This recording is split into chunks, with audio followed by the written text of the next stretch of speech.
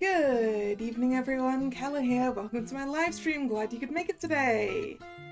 So, today we are picking back up SoulSet after, what is it, 3 months? 3 months-ish. Did I have to look through a bit of the old stream to figure out where we were up to? Yes. So, last time we woke up locked into a mysterious mansion. We're lacking most of our memories, along with several other people who were equally lacking in memories. And we have explored the mansion a little bit and found a kitchen. And I think that's about where we are. Hello Nick, hello Drag. How are you doing? You've got snow now, have you, Drag? It snowed here as well, overnight. Not a lot, but...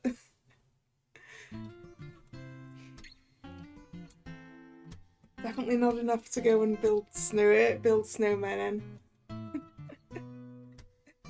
Yes, I'm good. I'm a little cold, because obviously it's been cold enough to snow, and for the snow to still be hanging around outside. But other than that, I'm good.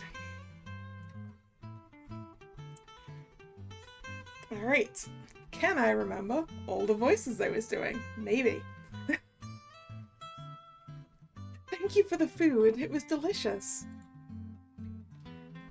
You're welcome. So, who's doing the dishes? The one who's asking.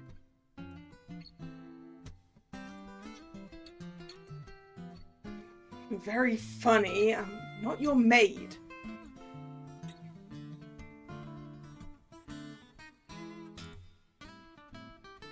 I wouldn't mind doing them.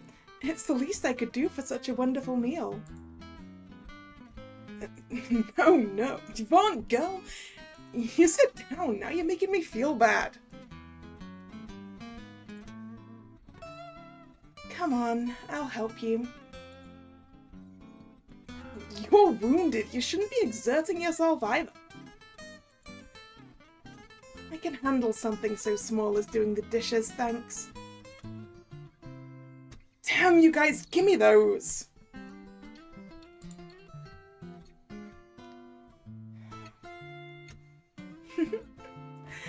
Miss Shara can be so cute sometimes. She's just too easy to provoke. Well, while Miss Shearer is doing the dishes, would anyone like some tea or coffee? I'd appreciate some coffee. Likewise. I'd like some tea, please. Tea for me too. The green kind, if there's any. Got it. What about you, Miss Mariko? Oh, tea. Definitely tea. Tea sounds good. Coming right up. The drinks will actually be a good addition. There's something I wanted all of us to talk about before we get up and leave.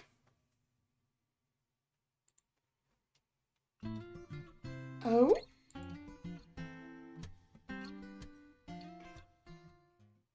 Why is there an option for beer?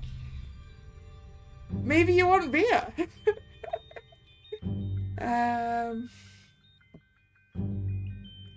Alright, so... Cher was the last person we found in this mansion, so we were all present when Apris carried her upstairs. But I'd like to know which of us woke up first, and who did they find and where. Oh. What's the point of that? The point is to establish if everyone is telling the truth, Apris. I actually agree. I'd like to know what everyone has to say to that as well.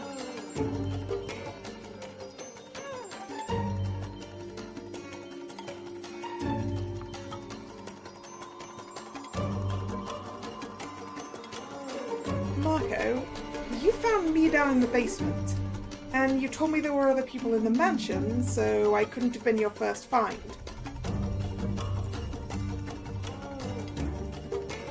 I believe I was the first conscious person, yes. Where did you wake up? In the front yard? It was cold when I woke up. After noticing the barrier, I went inside of the mansion. The first people I stumbled upon were Yvonne and Apris. They were both unconscious in the library. That's right. Mr. Marco shook me awake. We got to talk for a short moment, and he told me to try to wake up Mr. Apris. Then he left. That's when I went down into the basement. I talked with Mr. Apris about how we couldn't remember anything. I can confirm that. I think a couple of minutes passed before Miss Shearer walked into the library on her own. Yep, you two were also the first people I saw. Not long after that, Marco came running back to us. He said he'd found another person, but they'd passed out on him. That's when you got carried upstairs. After that, Marco left for the basement again, and Apris went to investigate the barrier. Yvonne and I stayed with you in the hall, and you already know the rest since you woke up next to us. Alright.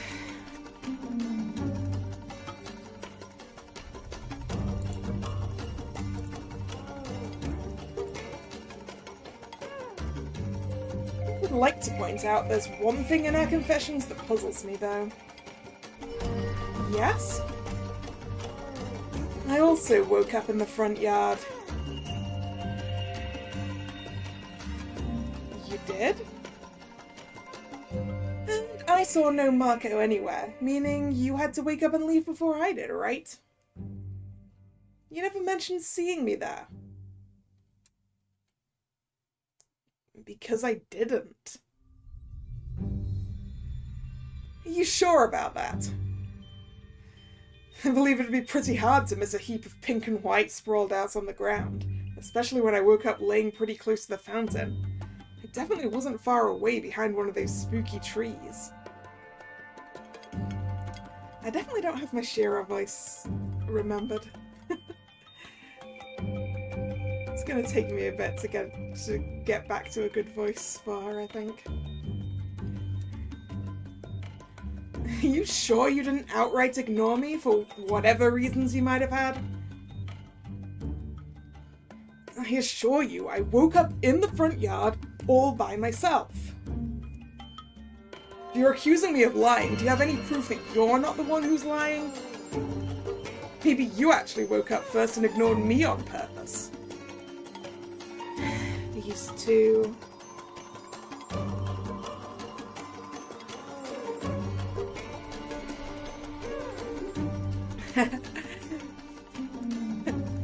Thanks, Nick. The problem is making the voices distinct enough when I've got a bunch of different characters.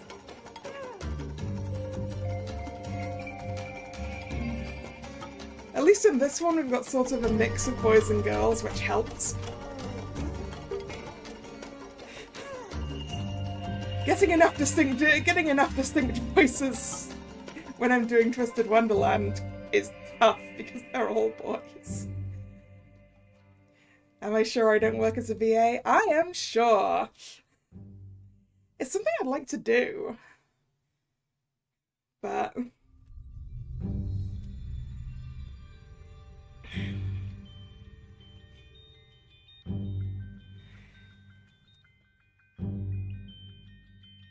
the problem is that I can't actually record good, clean audio at the moment. I need to, like, build myself a little studio thing that blocks out all the extraneous noise. What type of character would I like to voice most? I mean, clearly a detective, right?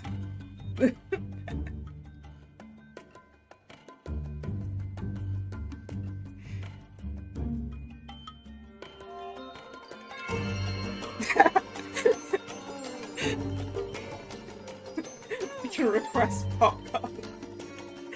No. No, let's stop them fighting. Okay, that's enough.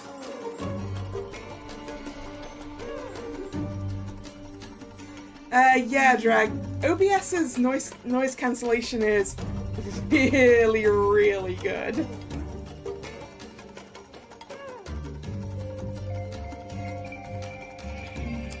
But like,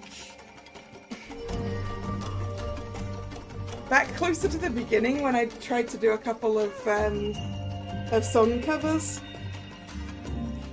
getting just audio that didn't have car noises in it. I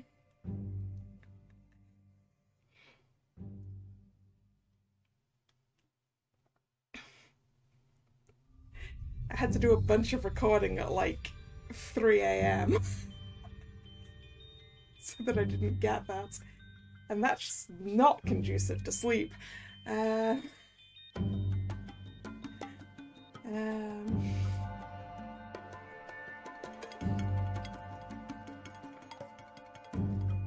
need to build one of those little boxes full of noise dampening. But where on earth I put one? There's too much stuff in this house as it is. That's the thing I'm fixing this year.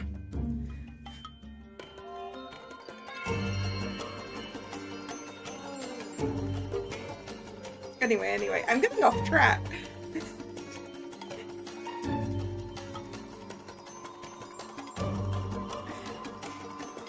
To answer your question, Nick, what sort of vibe? That's a good question, really.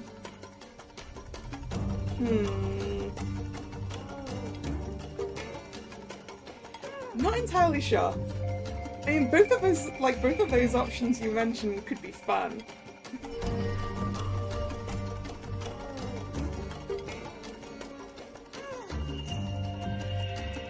Anyway. If you don't stop, I will poke someone's eye out. Wow. That is quite a threat, Mariko. I would threaten to bash their heads together, personally, but...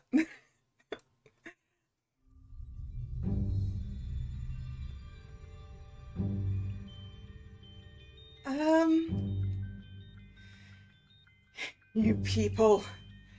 How about we go out into the courtyard and try to retrace our steps? Because this is getting us nowhere. You should spend your energy on something more productive than this.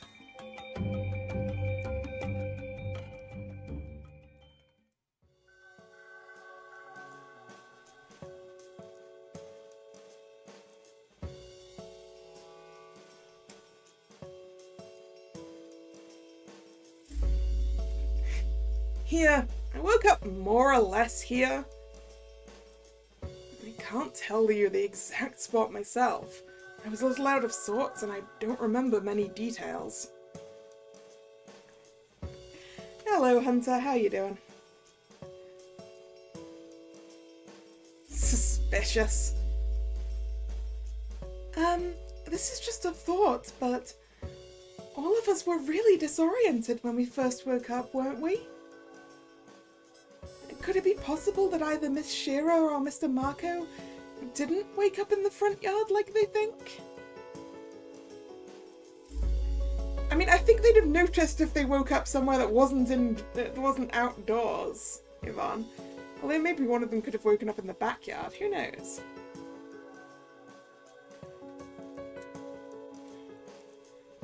Oh, that's exactly where she's going with this. But in the backyard instead, without even realizing it?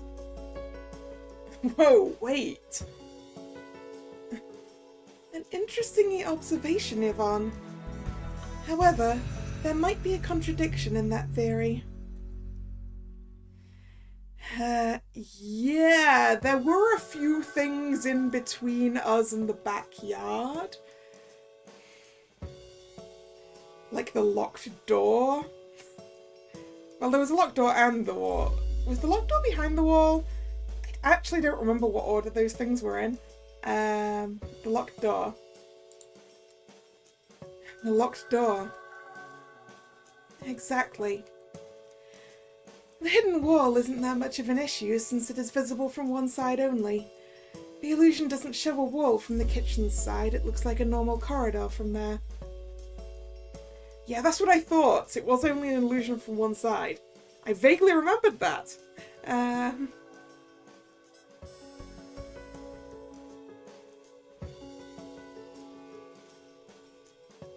Meaning that either Marco or Shearer could have passed it without even noticing. However, the locked door is another issue. Unless the door was initially open. In theory, someone might have had a key in their possession and locked the door behind them, right afterwards or even later on. They could have locked the door without a key as well. Also a good observation. You know what she's trying to get at, right? If we were to stick to the theory that there are actually not one but two culprits, you would be the first suspect on the list. What? Don't give me that look. You were the one who managed to open the lock in a few seconds flat. Locking it should have been as much of a breeze for you. So, following that particular train of thought, you're either in conspiracy with Marco or with me. And who the hell said she couldn't be in conspiracy with the both of you? Didn't you two stick together when we investigated the mansion at the beginning? I knew something seemed weird about the way you two looked at each other.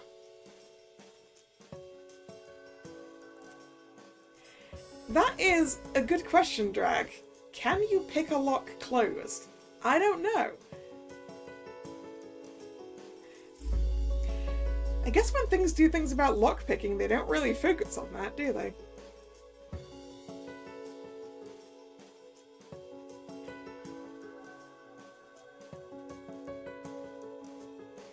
But I mean, I guess you could.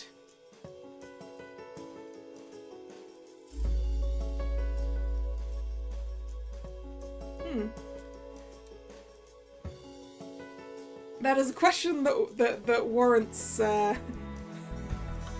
research, I think.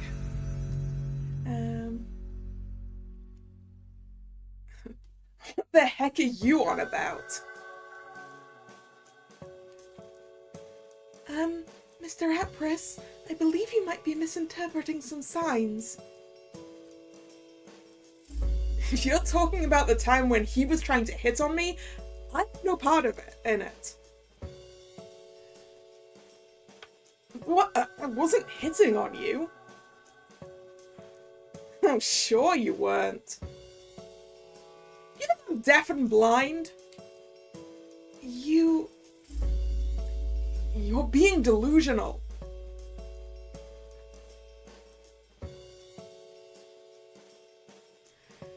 Forget I even brought it up. Shit, did I go too far? You should follow him, Miss Shearer. Yeah. As long as he'll get your mind out of the gutter. Huh? Don't even deny it.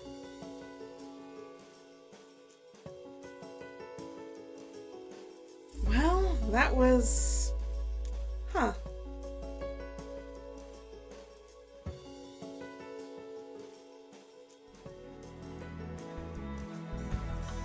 So, that was stupid of me, kinda, you know, and stuff. And so what I want to say is... There's blood here. I'm sorry? What? I said there's blood here, look. Part of it seems to have sunk into the ground, but there's some of it on the grass. Holy shit, no kidding. Blood? Oh dear, did someone get hurt here? Is it fresh? It doesn't seem to be too old. It still smears when I touch it.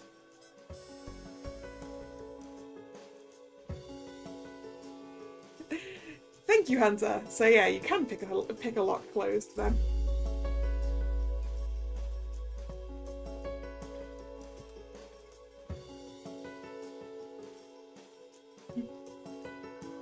I guess it makes sense.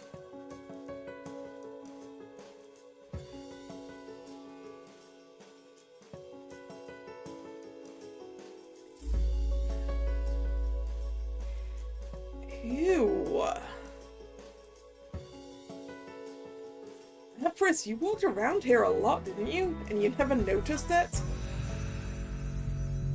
I'm surprised this guy even did. It's dark out here.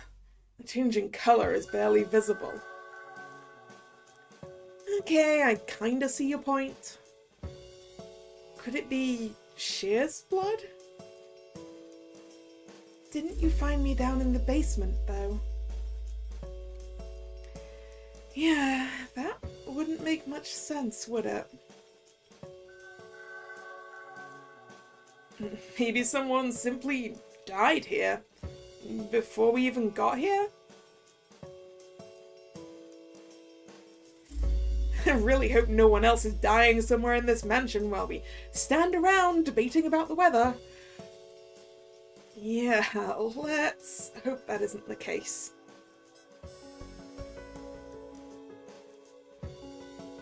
As for earlier, I'm surprised you even worry about such trivial things. Hey, hurting someone's feelings isn't something trivial. Do you really believe something like that could have hurt my feelings? So, we're cool? I'd appreciate if you trusted me a tiny bit more, but I suppose. How am I supposed to trust you when you're the shadiest character out of all of us? It really breaks my heart when you see me that way, Sheara.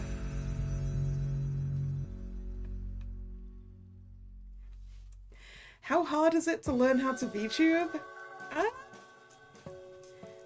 don't think it's that hard.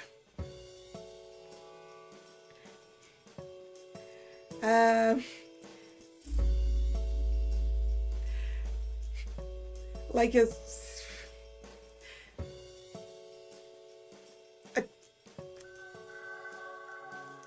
Nope, I'm failing at words at the moment on that subject, Hunter.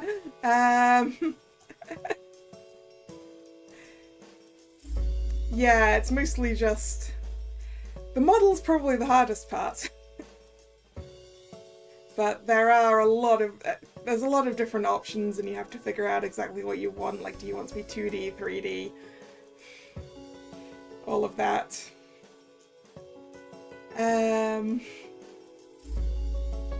So like there's a bit of research involved and figuring out like what program you want to use and things like that, but and then the actual puppeting part of it really depends on your model and how much. Which is like like technically I have expression options, but I don't really use them. Mostly because I can't remember what keys they're on.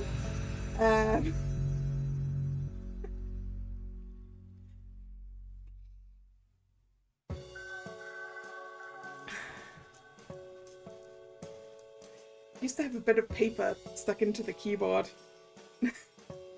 but I lost it.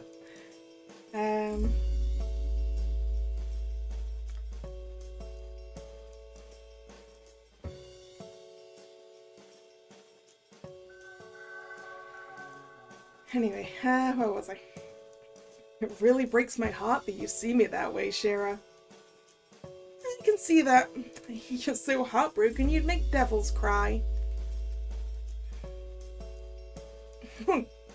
Dude, are you okay? Why should I not be? You're bleeding. Huh? Wait, did Marco find his own blood?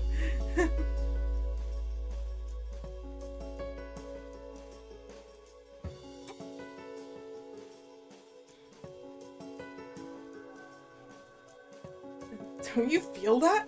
Check your nose.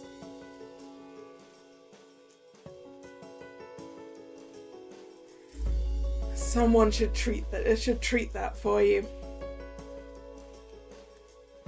I could try and help if... Don't be ridiculous, I'm fine. It's probably just fatigue. Fatigue makes your nose bleed? Mr. Marco, does that mean you're tired? Have you been pushing yourself? Not really. This isn't something any of you should trouble yourselves with. So that is a fair bit of blood that you can... I couldn't really see it because it was behind his nameplate and stuff. But on the grass over there. Like I said, I'm fine.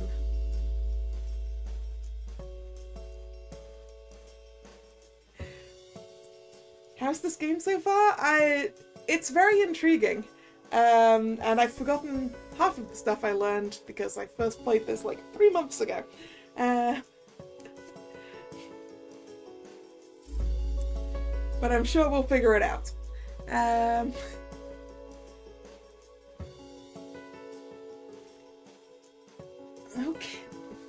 Okay, just if it turns out something's wrong with you, don't hide it. If you keel, if you, no, that's kneel over rather than keel over. Huh. If you kneel over and die without so much as a warning, I'm not going to forgive you. Aren't you the sweet and caring type? I mean it. This is no laughing matter. I second what Shearer said. I believe everyone seconds that. It's like coming back to an anime you started half a year ago and never got around to finishing. Or more than half a year ago, Jack.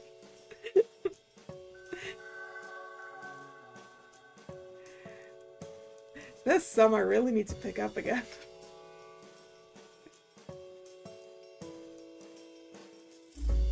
But hey, I was really good last season. I finished everything I started.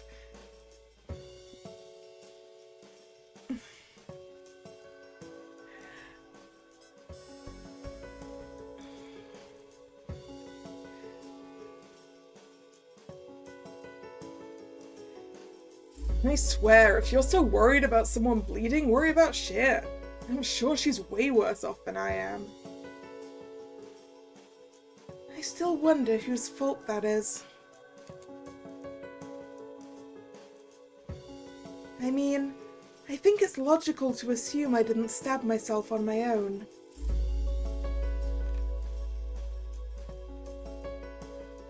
Someone had to stab me. Whether it was someone from this group or not is something I've yet to figure out. That's a scary thought, you know? Not only for you, but even the one who stabbed you. Hypothetically, if I was the one behind it, I don't even remember about it right now. If I were to suddenly recall the act, I think I'd be both confused and freaked out. I mean, I'd probably have needed to have a reason to stab you in that case, right?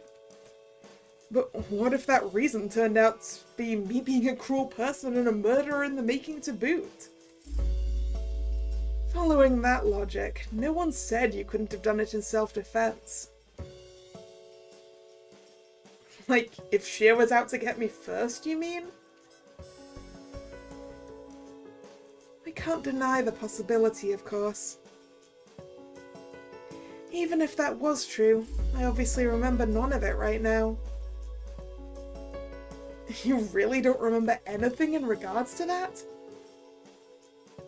One would think something like that would be more traumatizing than the memory of what you ate for breakfast yesterday. So one would think. Unfortunately, that doesn't seem to apply in my case.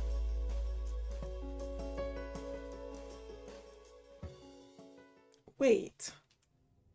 Something just occurred to me.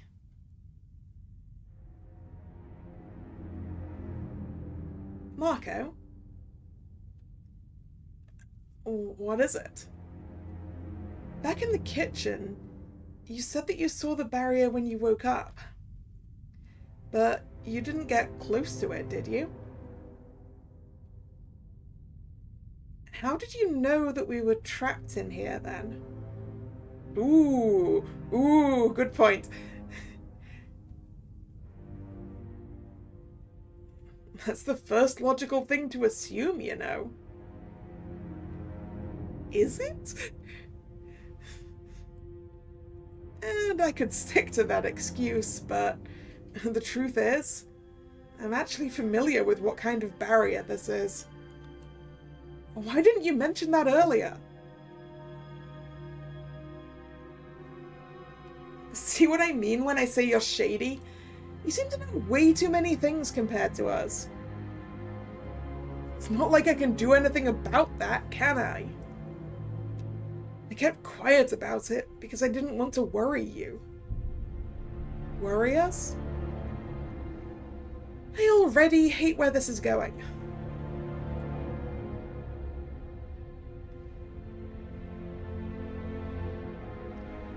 I'm pretty sure I saw such a barrier at least once in my life before. But from the outside. Go on. From my perspective, the barrier was up for around 10 minutes. For the person inside of it, almost a whole year had passed. Ooh. Okay. Accelerated time bubble barrier.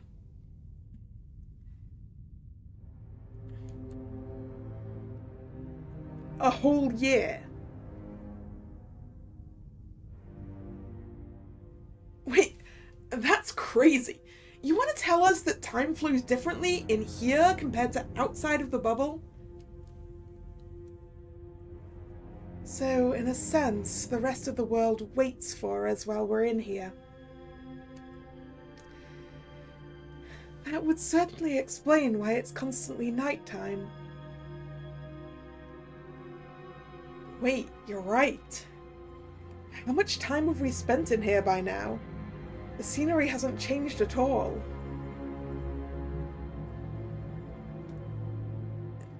Hey, that's actually kind of cool when you think about it. Imagine wanting to master a spell or a work of art. You could work on it for a whole year in here, but it would only take you a couple of minutes in reality. Other people would die of envy.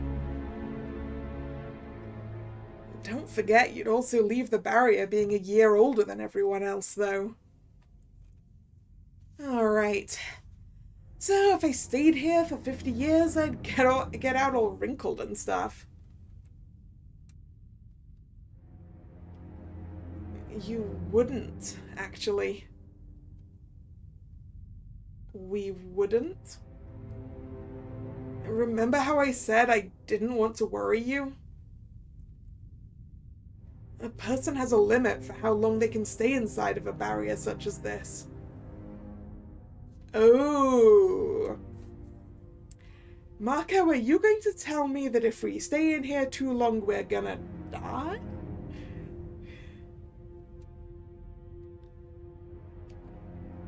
And while a single person can stay inside of it for a whole year? I'm not sure if it works the same way when there are more people inside of it at the same time. It might actually be less than that. Less, not more. Imagine every single one of us having a specific mana pool tied to our very being.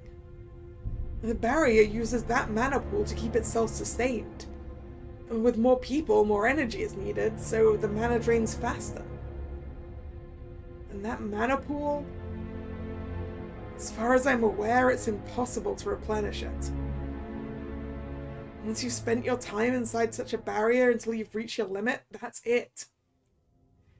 If you decide to stay or go inside one of these ever again from that point on, you're in big trouble. Big trouble meaning... well, eventually you start freezing in time yourself. You could say the barrier starts absorbing you instead of your mana pool. You become a part of the barrier and then disappear along with it when it dissolves.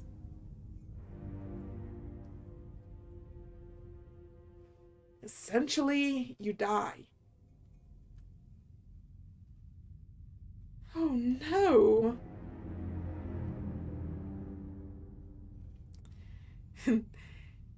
Yeah, how...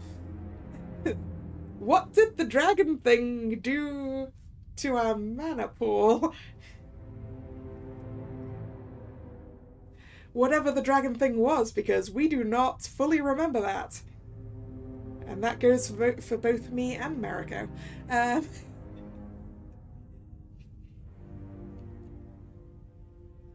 How do we get out?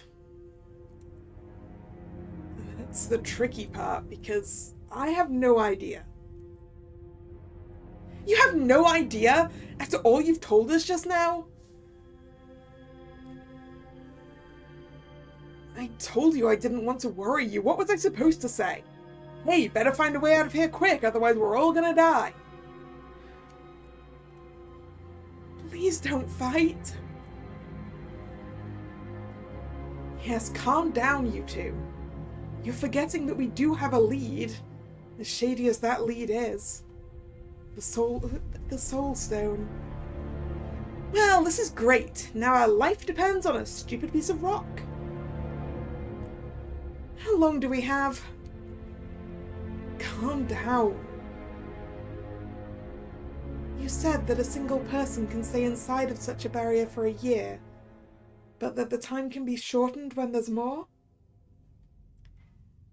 I mean, hopefully it's basic maths, and with 6 of us...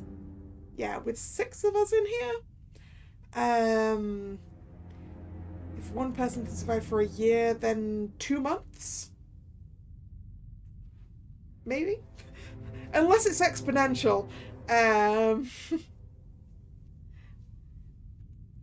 Does that mean 2 people would be able to stay inside of it for only half a year together? I'm not sure if it really works that way, but that would also be my best bet. There are 6 of us here. So even if we were to assume that we have 6 times less time than a single person, that would still make it 2 months. Of course, this is all just a hypothesis, so... well then, let's hope your hypothesis is right, and it's not 2 days instead. Thank you for telling us about all this, Mr. Marco. Not that it helps much, other than putting our minds even less at ease. But now that we know more about the barrier itself, we can try and direct our research accordingly. You really like to hang around that library, don't you, Yvonne? Well, it's just that there are so many books in there, and so much knowledge. It's fascinating to me. Thank you for being so thoughtful, Yvonne. Yes, thanks for your hard work. It's nothing. Going back to the matter at hand, I have a proposition to make. Let's search for that soul stone. If we don't manage to find it in the next hour or 2, we should call it a day and try our luck again after getting some decent sleep. How about we skip the searching part altogether for the time being? And Mr. Apris could probably use some rest, and I have the feeling that most of us are pushing ourselves at this point. I second that. I'm pretty tired by now, and I could really use a bath. I'd like that as well. If that's what you guys want, I won't complain. Considering we're supposed to have 2 months to look for it, I don't think an hour will make that much of a difference at this point either.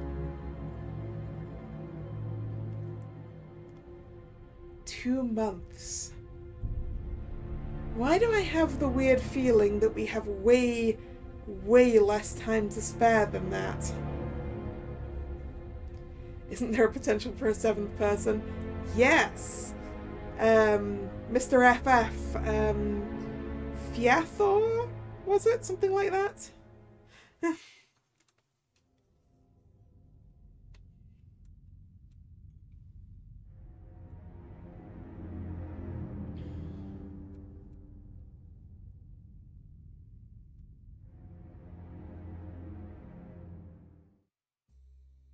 So, how would we like to take our turns? Should the girls go in first and then the boys? Just so it's clear, I'm not taking a bath with anyone but myself. No hard feelings. Sorry, Mariko, but that applies to you as well. May I ask about the reason? I'm just trying to stay on the safe side. Being in a water-filled room with just a single person is potentially dangerous. Fun and games aside, you can't be sure about my intentions, and I can't be sure about yours. You're worried I might want to drown you? You want a different answer? We barely met. I don't trust you enough to be running around naked in front of you. Now that is a very reasonable reason. Wow, Shara. Humor me here. That's what you want, I'll accept your privacy.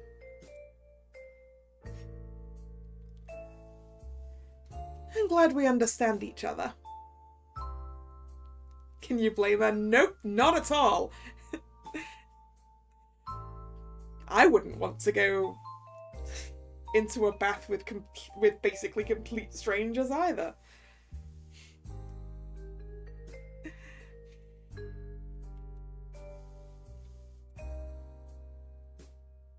Well, we're at it.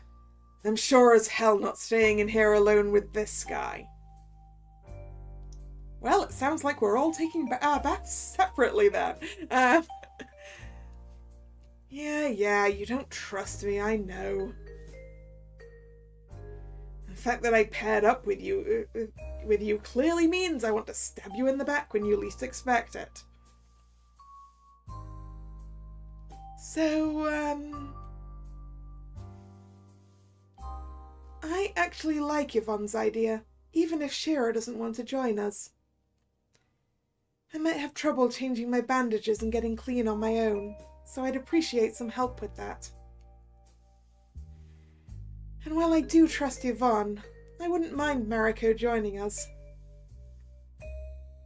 Especially if Shira doesn't want to go in with her. I definitely don't mind any of that either. What about you, Miss Mariko? Would you join us? Take them up on the offer. It should be more safe with the 3 of you. Yeah, what? One traitor can't kill you if you're in the bath with 2 people. Well, actually, that's not necessarily true. And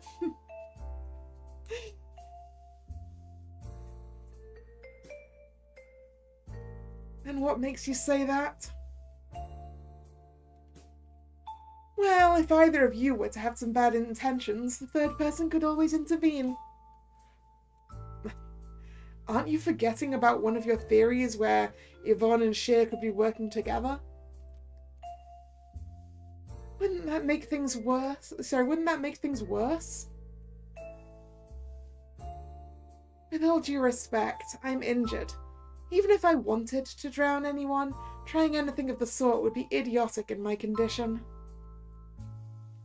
And I mean no harm to anyone. I'll be by the door. If I hear any suspicious noises, I will storm in and someone will end up getting their ass kicked, are we clear? Are you sure it wouldn't be easier for you to simply join us? Yes, I'm sure. Now shoot! Off into the water with you.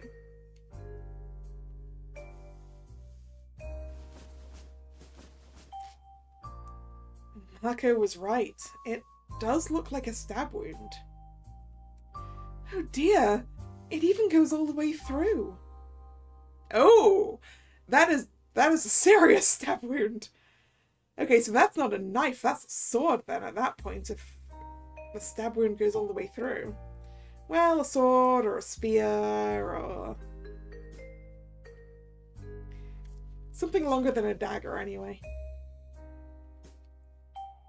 Not a pretty sight, huh? What matters most is you're alive and recovering. Come on, let's clean it and patch you up.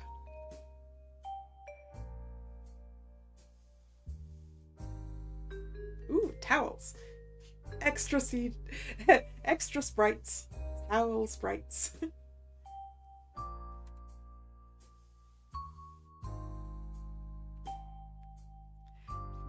How far? I mean, I imagine I'm bad at judging distances.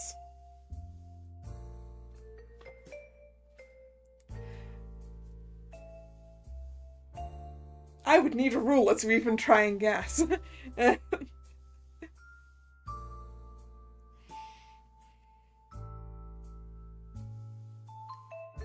mean, she looks relatively slim. No, that doesn't help me. I am bad at it. 20 centimeters is the number that's coming to mind. But I don't even know if that's remotely accurate.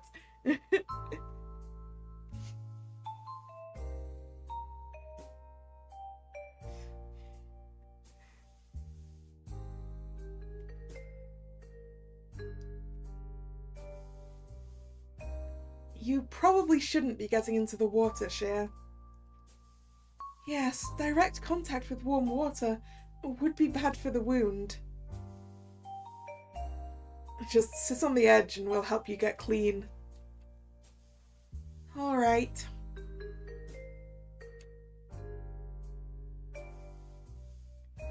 Admittedly, it probably depends on which direction she's been stabbed as to how far it is, right? Because it's going to be a shorter distance front to back than side to side. Wonder which of those is less life-threatening. Also, hey, Beth CG. It's too bad Miss Shearer didn't want to join us. She's not the easily trusting type, is she? Either that, or she's hiding something. You mean under all those layers of clothes? Maybe. Or maybe, in reality, she's just shy? Shearer. Shy. You think her whole demeanour might be an act? A coping mechanism of sorts? Don't you get the impression that she's nervous at times?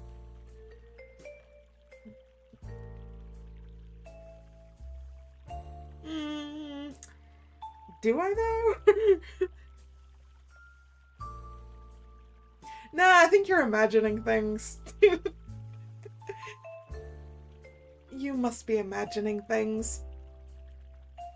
I think everyone's nervous. It's only natural considering the situation we're in.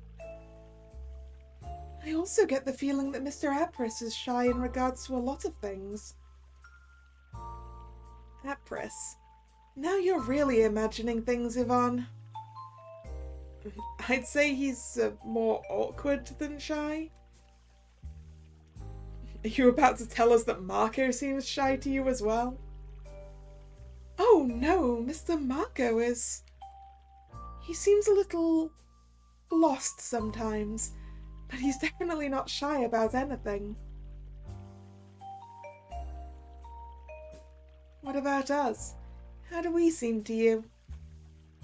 You? I'm not sure. Come on, try us. Don't be shy. Well, Miss Mariko seems really composed and confident.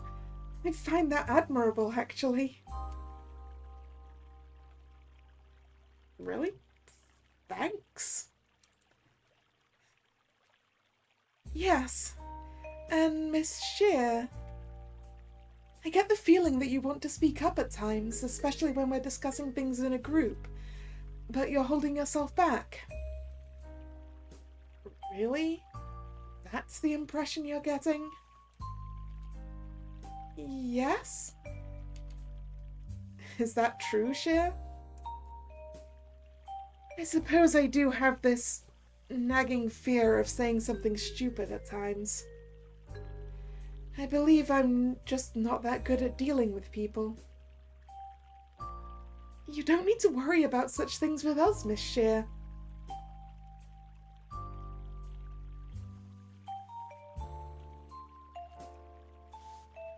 Okay, for a first, Yvonne, you really need to stop calling me Miss. I'm pretty sure I'm younger than you are. And second, you two look really cute in those towels. It's a crime. I have trouble prying my eyes away. Well, you don't say. See what I mean? Oh no, Miss Shear is actually really cute. Please stop.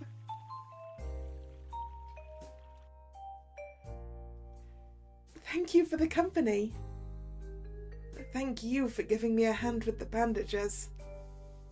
Don't mention it.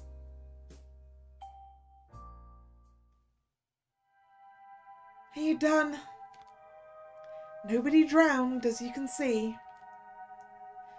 Well then, I'll go ahead and take a bath myself now. Should I wait for you? No, you're fresh out the water. You'll catch a cold if you stay out here like this. I imagine your dress isn't as warm as mine is.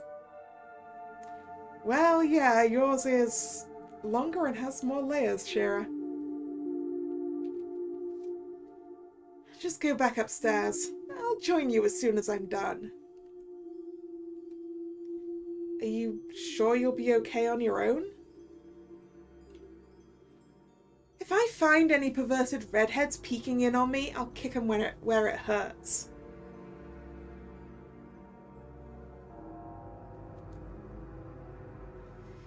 If you say so, Shira.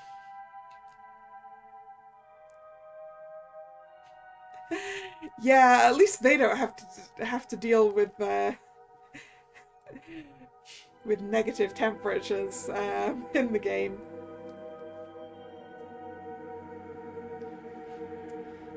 According to my phone, it is -3 here.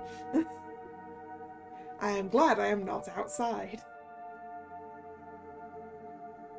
I did go outside earlier when it was like 0.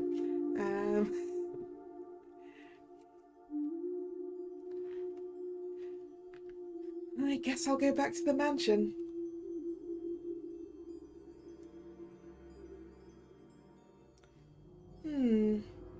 I could look for some clothes to sleep in while I have time to kill. Shira might take a while in the bathhouse dealing with those layers she has on her.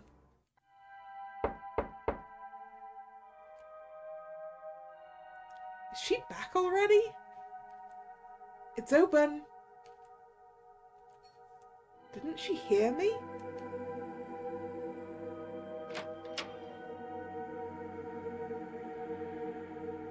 nobody's here.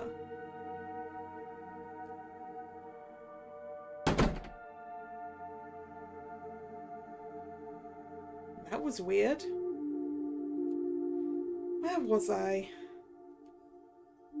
Right, I was about to look for some clothes.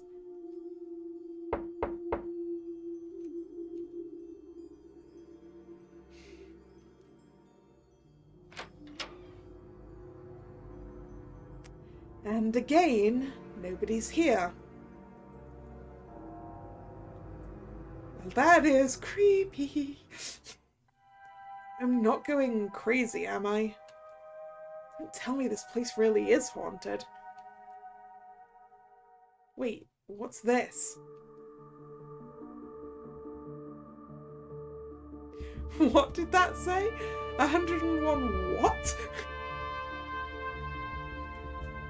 There's a book by the door with some kind of note on top. I've heard you're a fan of poetry. Try 13. Unlike the one we found in the library earlier, this one's orange.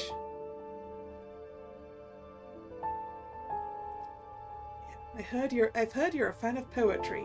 Try 13.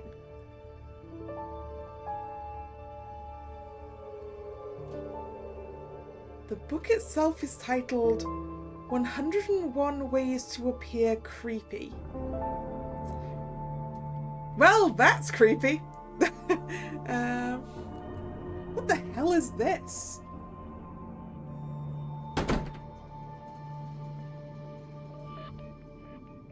By 13, does it mean the 13th page? I think so. No, these passages are numbered. And this appears to be mostly passage 17. A little bit of 18.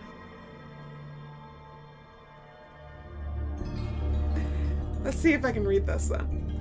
If you're feeling particularly happy, smile all the time. Happiness, if expressed freely and excessively, creeps people out. No one is supposed to be happy on this world. Either you're miserable or you're ignorant. Or maybe you're truly happy, good for you.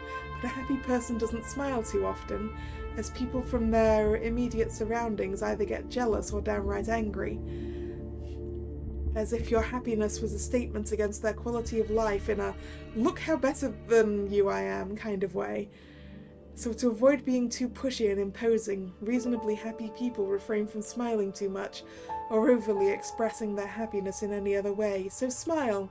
Smile literally all the time. Be assured that when friends, co-workers and neighbours go past the stage of irritation, jealousy or downright anger, none of which they can't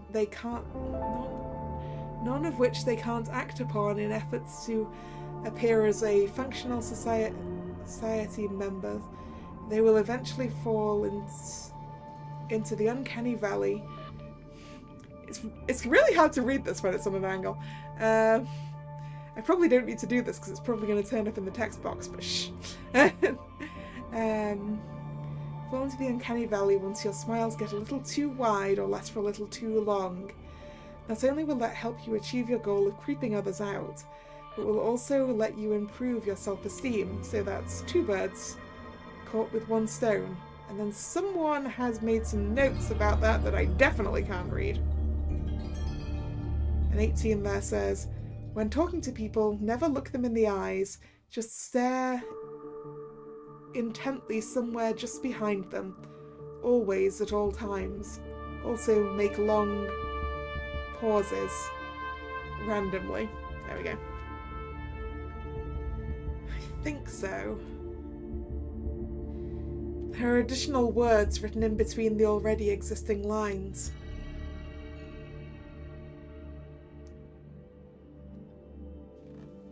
You know what FF stands for, don't you?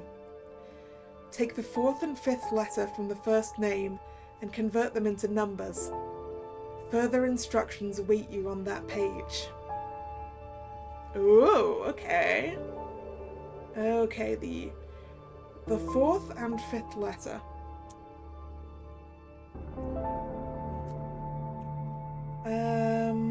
Do I have... Nope, that's the save thing.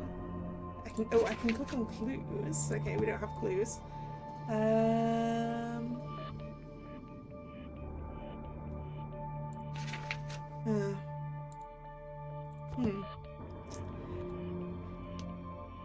It would help if I could remember exactly what his name was, right? It was Fiathor or something, wasn't it? Fourth and fifth. So that's 20 for T and 8 for H, I think? If I remembered his name right. The game might tell us in a moment, that's true. Further instructions await you on that page. Wait, what? Hold on. Whoever wrote this, they also need to know what FF stands for. And they know that I know, but how?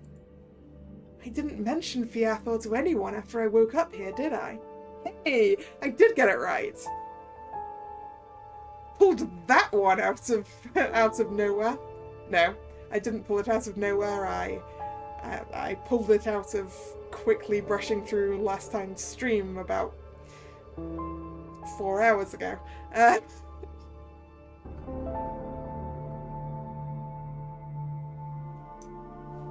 But I did remember how to spell it. H is the 8th letter, right? A, B, C, H. Yeah, 8. T is 20 is something I always remember, and I don't know why.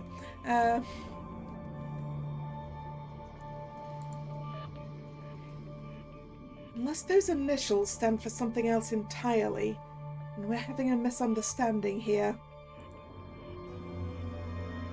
Either way, converting letters into numbers, how am I supposed to do that?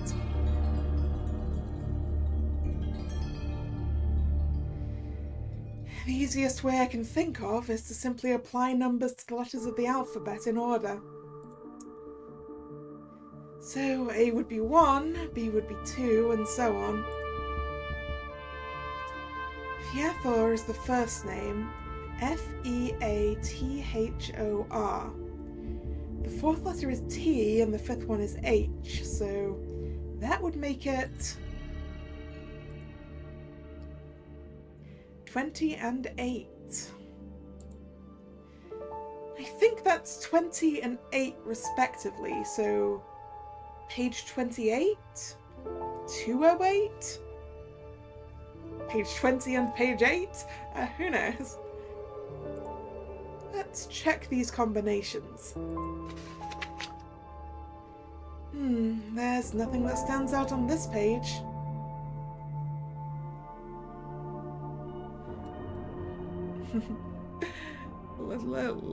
I'm gonna read the page though. 32. Stare at people for prolonged periods of time while licking your feet. Yeah, that's certainly a way to be creepy. 33. I don't know, just continue to stare. People for some reason have problems with people staring at them, even though our social norms to make eye contact such a big deal. So just stare and stare. Just stop licking your feet, that's unhygienic unless you've just washed them. Still, you never know what other people are into, better not take your chances. 34. Lol, I have no clue if I'll be able to fill this page. Why am I doing this? I should just match the keyboard. 35. If you're Marco, just be yourself. 36. If you want to know creepy, just look at me. I'm creepy and I don't even try. I can be your master. Hell, that's why I'm writing this book. All these points need to be longer, otherwise it won't feel believable in a book this thick, with only 101 ways to look creepy. Maybe I should change the title to 1001 ways on how to look creepy instead of 101 and stop worrying, I mean. 37. Be between 25 to 35, the older the better, and have no stable paying job. Have a job that was once your passion, like Streaming, game dev, comics. Oh, and live with your parents. All your friends should be online friends. That seems to be enough to creep out your typical middle-class white-collar Joe.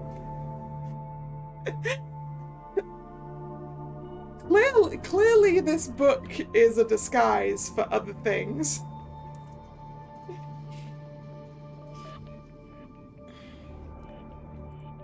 Let me check that other combination. Well, that one's creepy!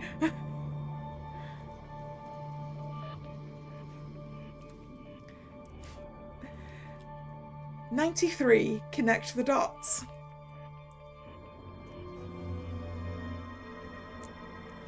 Why do I want to actually do this? Give me a sec. No, my snipping tool won't work with this open. Okay, I'm gonna play with this in Paint.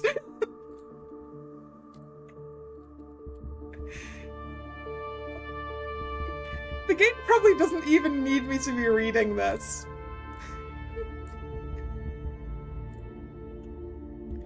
Right, connect the dots.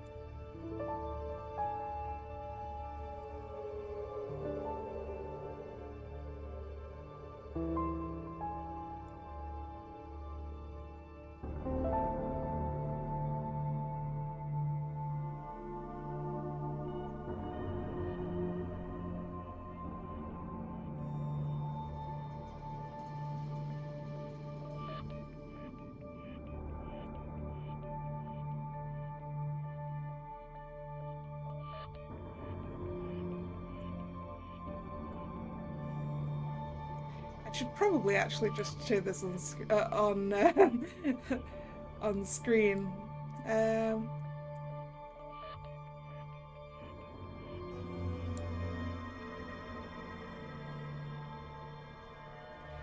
It's definitely words.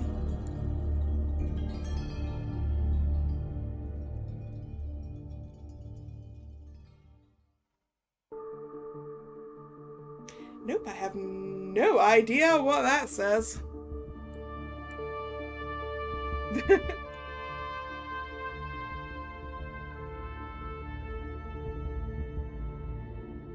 Oh, yes I do.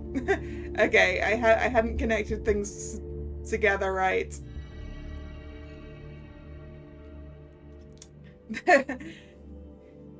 If you connect up those dots, it actually spells out no way out. So, that's the creepy. Alright, what else? 94. Here are some examples for creepy small talk topics. Heat death of the universe. Meaninglessness of our existences in the grand scheme of things. How final installments of every trilogy are always the worst part. That weird guy dressed in black right behind you. And then there's some notes there that I can't read quite from here. And it says, write your letters in creepy font, or better yet, write them in actual blood. 96. Draw pictures in the same style as the example shown below, and put them on fridges. Send them as postcards. Give them away.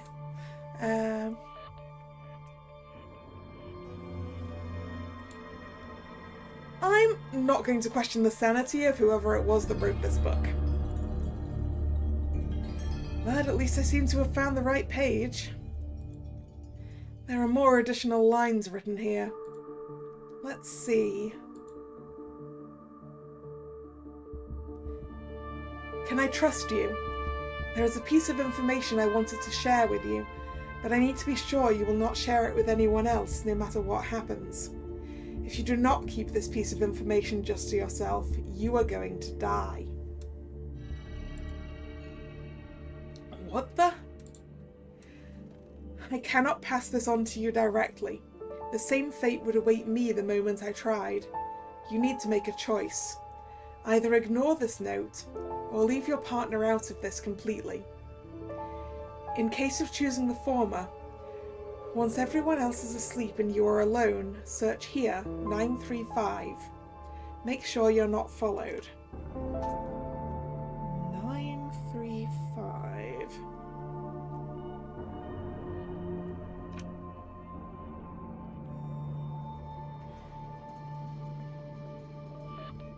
More numbers to make sense of. I'm guessing I'm supposed to use the same kind of cipher? Okay, yeah, okay, if we cipher it with that, 9's going to be I, 3's going to be C, 5 is E. Ice. Ice? But before I even try figuring out what all this means, Shearer could come back any second. I really do need to decide what I want to do.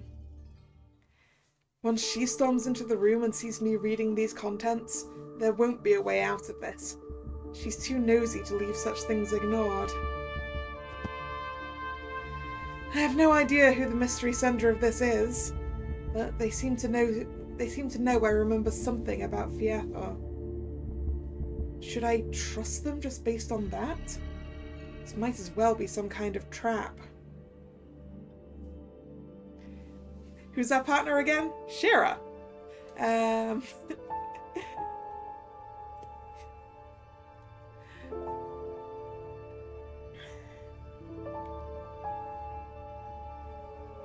Show the book to Shearer despite the warning, or keep this to yourself and try to acquire the piece of information on your own. Why do I feel like this choice requires a save?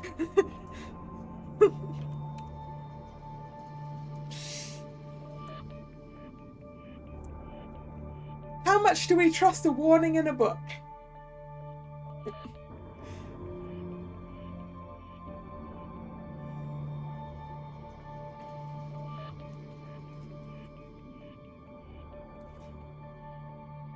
Well, I've made a save. We might as well find out where it goes, right? The book claims I'll die if I share this info, but let's try. We've made a save. I think it's better if I show this to her. I shouldn't be hiding such things behind her back. Besides, what if this is some kind of test? For all I know, Shearer might have been the one who wrote this and left it for me to find. Seeing the way she's been thinking and acting up till now, I wouldn't even be surprised if that was the case. Besides, I trust her. I want her to be able to trust me as well.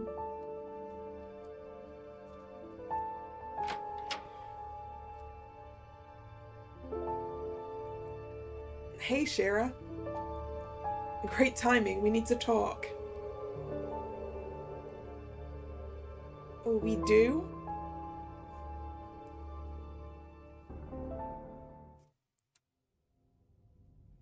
You know, I'm a little torn on what to think about this. On one hand, I'm glad you showed this to me despite the warning, because it means you trust me more than I initially thought. On the other hand, if I was the author of this note and you'd shown it to someone else, I would be pretty disappointed right now. Mariko, you shouldn't have shown this to me. Well, that's what I decided to do. I can't take it back now. You really found this by the door, didn't you? You didn't write this yourself? Why did I know you would say that? Shit, sorry. I know I'm too paranoid sometimes. It's a bad habit. That's not what I wanted to say. I actually... Thanks for trusting me. That being said, it's better if we ignore this altogether. You're fine with just ignoring this? If your life might really be on the line, then yeah, I'd prefer if we played it safe. I'll try to keep my curiosity in check just this once. Why do I get the feeling she won't let go of this so easily? Shira's going to act on her whims the moment I fall asleep, isn't she? I know what you're probably thinking. Here, you can hold my hand if you're worried I might go anywhere. How surprising. Shira's hand is so warm. I'm definitely not complaining about this. Sleep well. Thanks, Shira. Good night.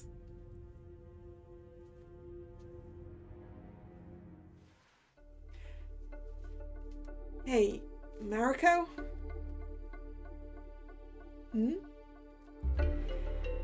I wanted to get up, so just letting you know.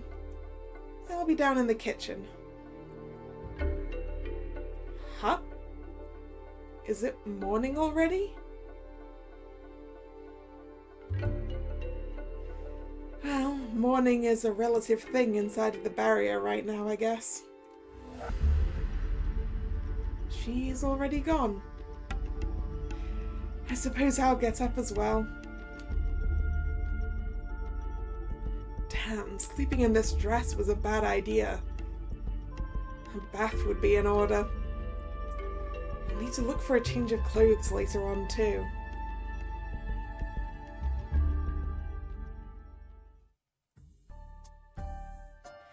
Good morning, Miss Mariko.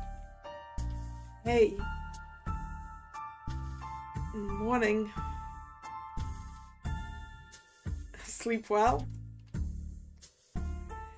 Any food requests?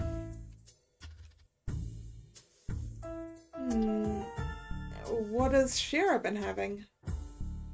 A steak with grilled cheese?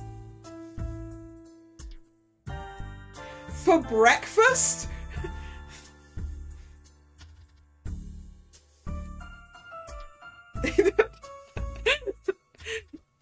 Accidentally Mariko's line. For breakfast? Hey, we could die tomorrow. She does kind of have a point. I'll have what Shira is having. Girl, I love you. We're gonna get so fat together.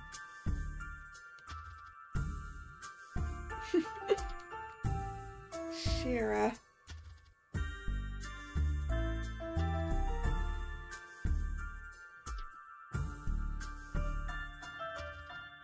Thanks for the food.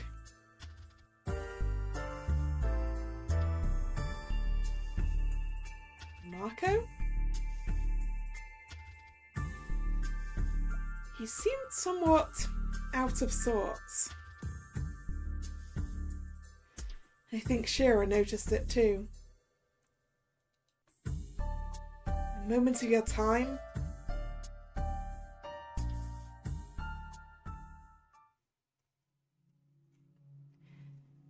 Mariko, I want you to follow me.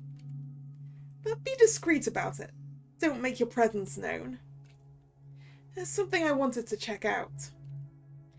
I'd like you to witness it in case anything goes out of hand, just in case.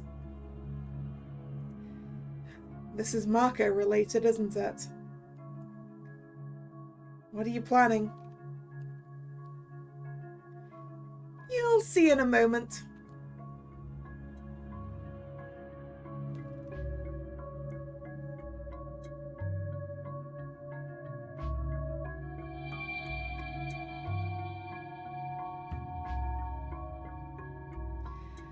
I'll just stay here then. Marco, I wanted to talk to you, in private. Well, this place should work, unless you want us to go upstairs. Yeah, cool. What is it? I can tell you've been using illusion magic on yourself. I've been what? Shira, I already told you, theory and practice are two different things. Don't make this difficult for the both of us. I'm not calling you out in front of everyone else, so appreciate that at least. Of course you had to be the one to notice. This doesn't concern you, Shira. Just let me be. If you're hiding something from us, it sure as hell concerns me. So until you show me what you're hiding from all of us so desperately... There. Happy? Can we carry on? Dude, are those bruises? Bruises? What the hell happened to you? Just a little accident. Like I said, it doesn't concern you. Did Apris do that to you? No, it wasn't Apris. Yeah, we don't get to see because we're listening in from below them, right? Because the library's up there. I think. We're listening but not watching. Can we drop this? It's nothing serious and definitely not something to make a fuss over. Okay, just come on. Let's get some ice for that split lip of yours. It looks painful.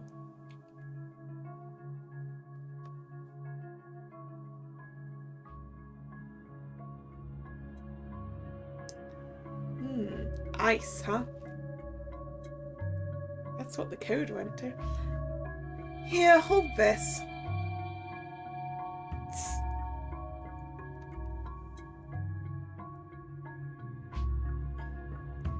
You don't have to hide. I overheard your whole conversation in the library.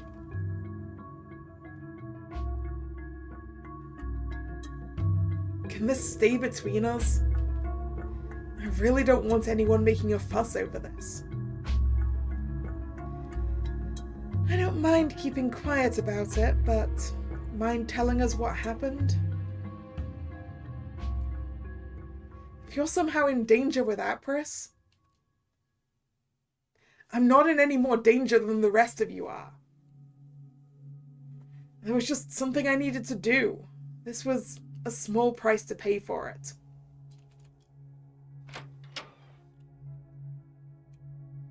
Miss Mariko? Miss Shira? Are you in here? Mr. Marco, too. Please come over to the backyard. Mr. Apris just noticed something. Okay, we'll be there in a moment.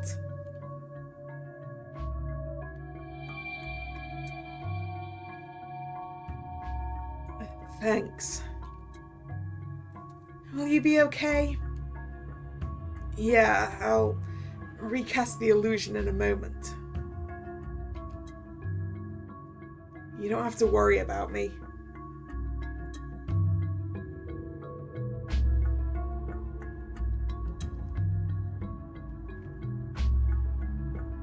Yeah? Is that a person? Huh.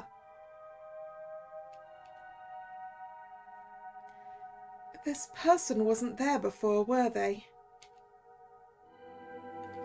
They're just standing there staring at us. It's kind of creepy. So that's a person outside the time barrier, right? So they're just going to be moving really slowly compared to us, right? Also, that is a sword covered in blood. I think we found how Shear got stabbed.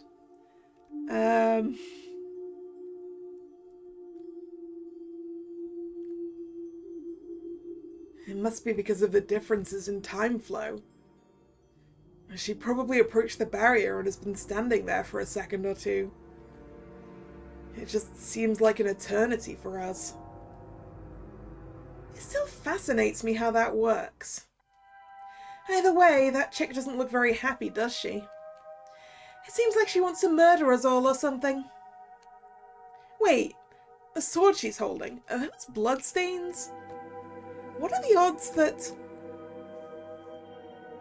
Shear?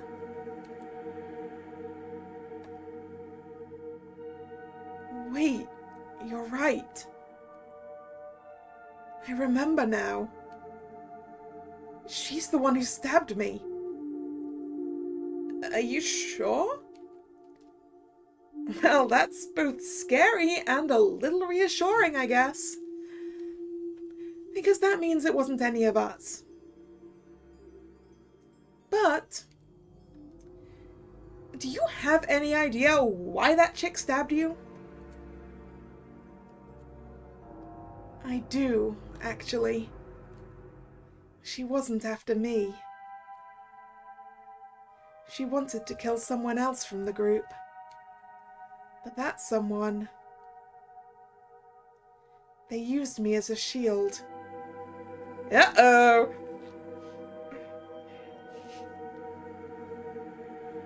That still means that someone inside of this barrier is responsible.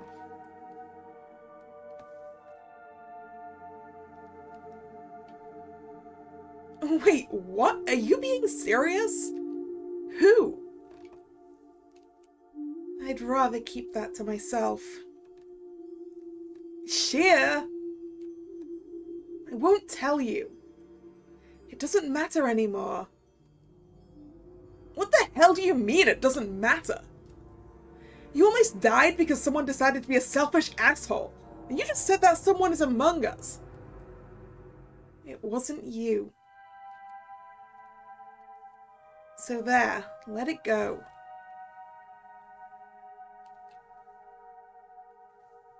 Now I'm going to be suspicious of 4 other people. But wait, does that mean this creepy chick is after one of us specifically for some reason? Wouldn't it be better if we knew so we could potentially protect that person? It's not that easy. Stop hiding shit from us! Did you notice this person's eyes? Don't think I haven't noticed that you're trying to change the topic, mister. Were you the one who got Shear hurt? No. It wasn't him, Shearer. Well, that cuts it down to 3 people, then. So now we're down to 3 people. Well then, since you so eagerly mention it, what the hell is wrong with this chick's eyes? Is it just me, or are they glowing? It's a demon. Come again? That girl is possessed by a demon. I have no doubt. I'd recognize those kinds of eyes anywhere. Apris is right. I don't know how many of you are aware, but demons are usually very powerful beings. I imagine that demon is way more powerful than any of us in here. Hell, she might be more powerful than all of us combined. If she has her mind set on killing someone, our chances of stopping her are slim. That kind of suggests that, well, probably the person that was going to get stabbed threw up this barrier to find a way not to get stabbed? Maybe?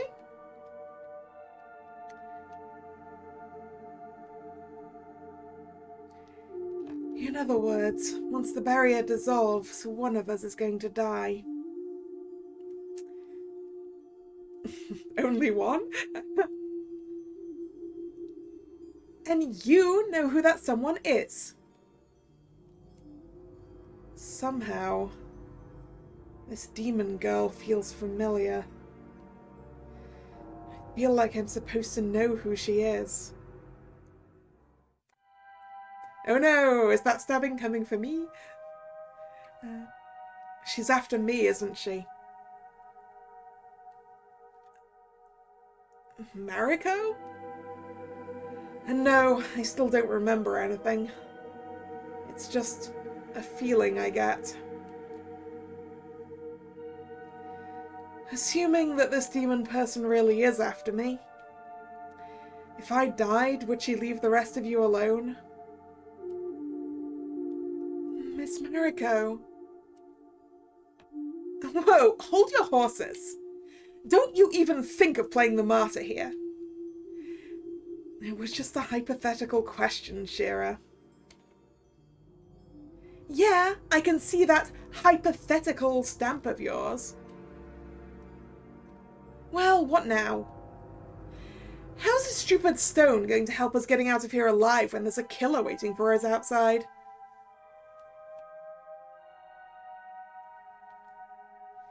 From what you guys are saying, even if we did dissolve this barrier somehow, it's either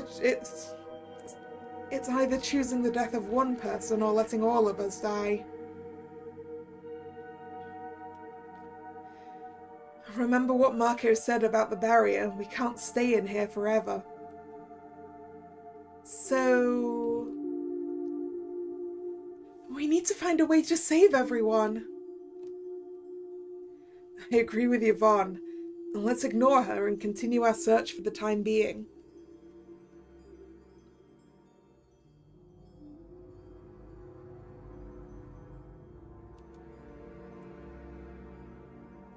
Mariko?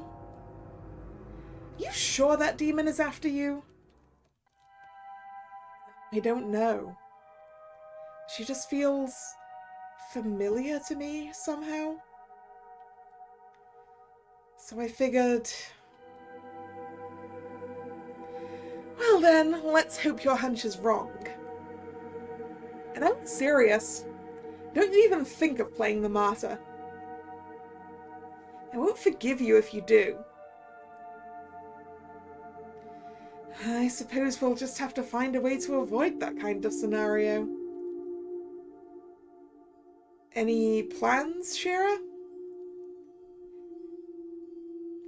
I guess we should continue looking for that stupid stone for the time being.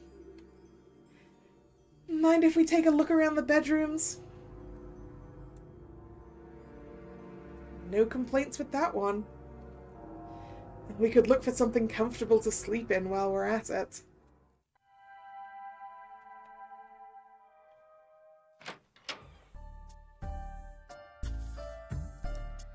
This is where Marco and Apris are staying, right?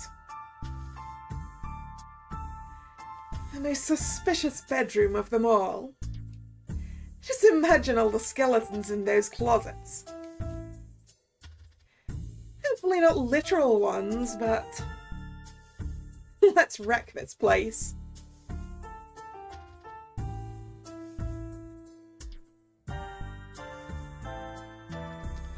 Seems like no luck. Damn, what a bummer. Not even one. Shearer, were you looking for what I think you were looking for?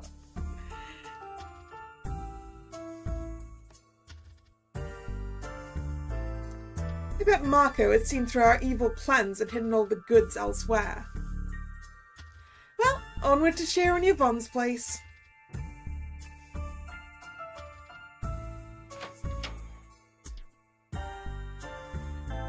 These bedrooms are all very different vibes. This room is fancy, isn't it? I mean, just look at that bed. Does it get any comfier than that? Would you like to lie down? Sometime later, maybe. Come on, we have a stone to find.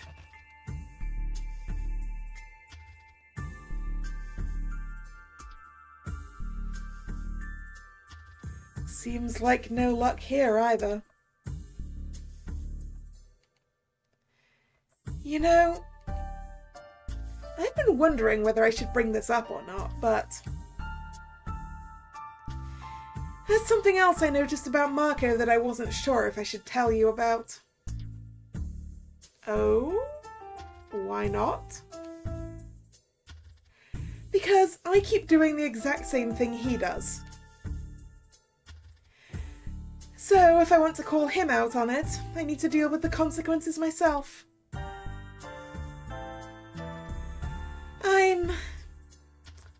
I'm not exactly how I appear to be. This has something to do with illusions, doesn't it? Yes. Okay, so how big of a deal is this? You're human, aren't you? Whoa, slow down. It's nothing that hardcore. It's just, you know, I think it would be easier to just show you. Close your eyes for a moment.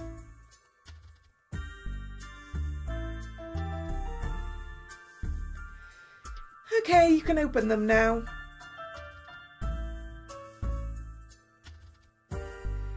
It's just your pink highlights? That's all?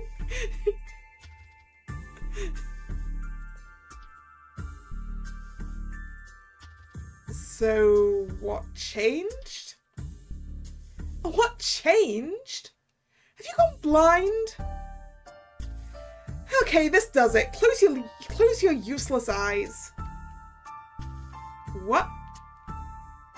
Just do it.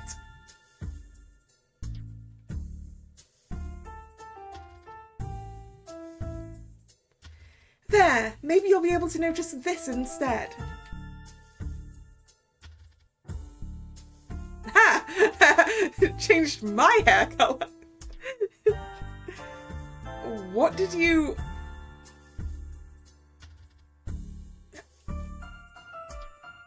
The penalty lasts 24 hours. Embrace the new you.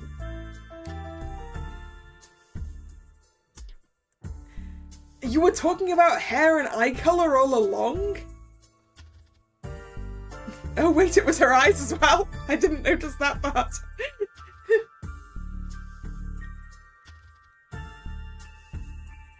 What do you think I was talking about? Horns? Hooves? Itsy bitsy wings on my back?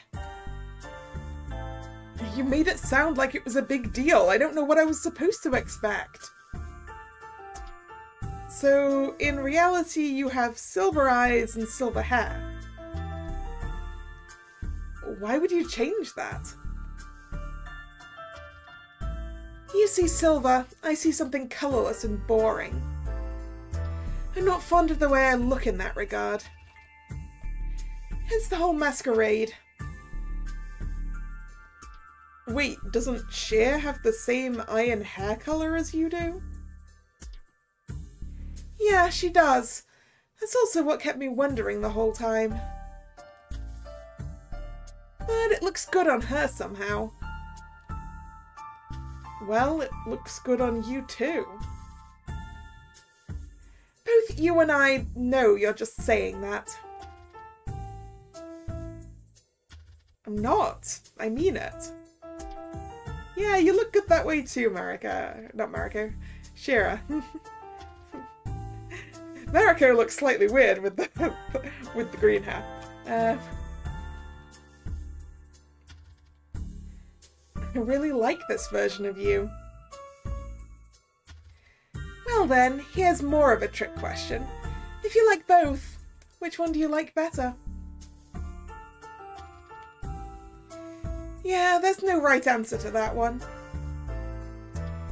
If you tell me you like me the way I am, I'll think you either don't mean it or that you have bad taste. If you tell me my facade is better, I'll be sad that you don't like the real me. To be fair, both versions of you are the real you. This is just a subtle cosmetic change that you might as well change depending on your mood, isn't it? It doesn't change the fact that in reality you're very pretty.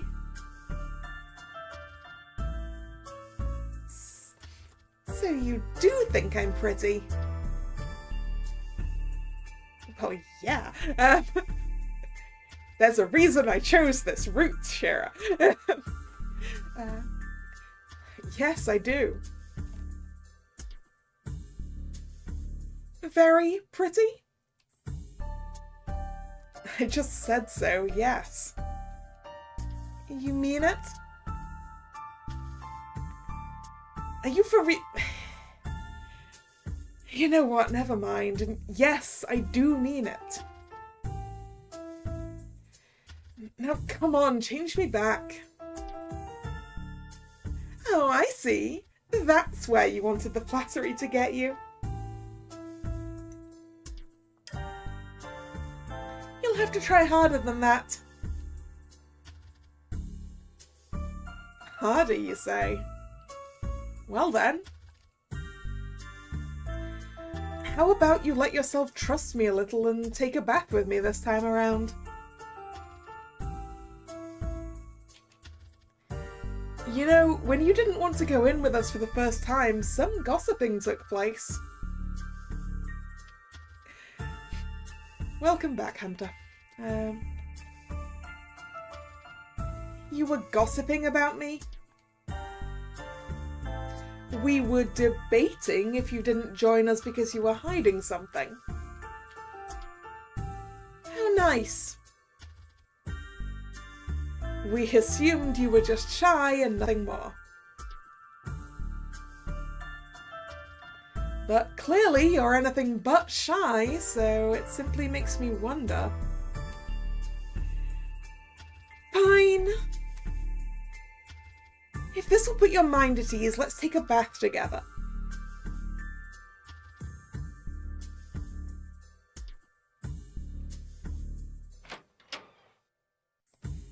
That went surprisingly fast. And it also didn't help you with your hair colour. Hey, wait!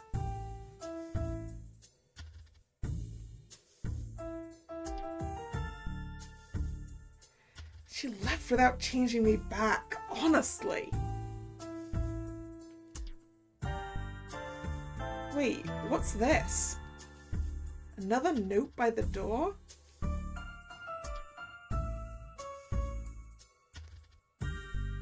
I see you've made your choice. I will accept that. Forget about these notes.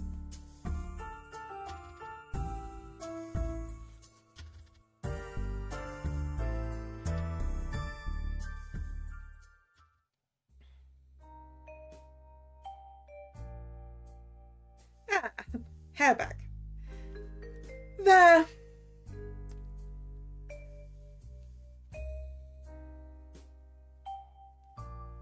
Thanks.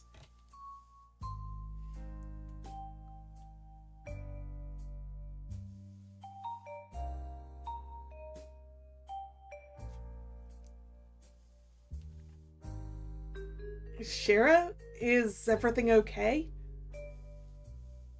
Yeah. Happy? I'm not complaining.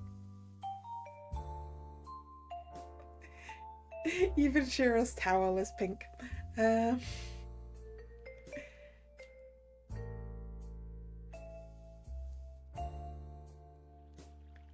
Are we gonna get a second bath CG?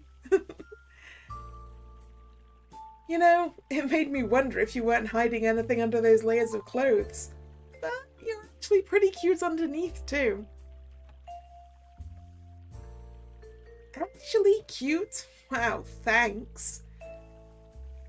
Were you expecting a hairy chest? Or horns? Sorry for the letdown. You don't have to act like a scared porcupine around me, though. I don't bite. Don't you? You have nothing to be embarrassed about. Easy for you to say, Miss Double D Cup. Aren't you exaggerating a bit? Wait, are you being self-conscious because of that? I am the way I am, Shearer, and you are the way you are. There's no better or worse in this, it's just how we are. Shit, I know that, of course. I don't even know why I brought this up. Maybe because you seem nervous?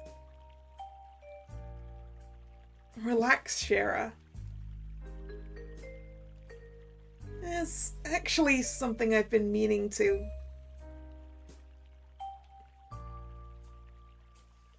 Yes? Never mind. I'm clean now, so I'll be going out. You can stay inside and enjoy yourself if you'd like. I guess the bath wasn't that good of an idea after all.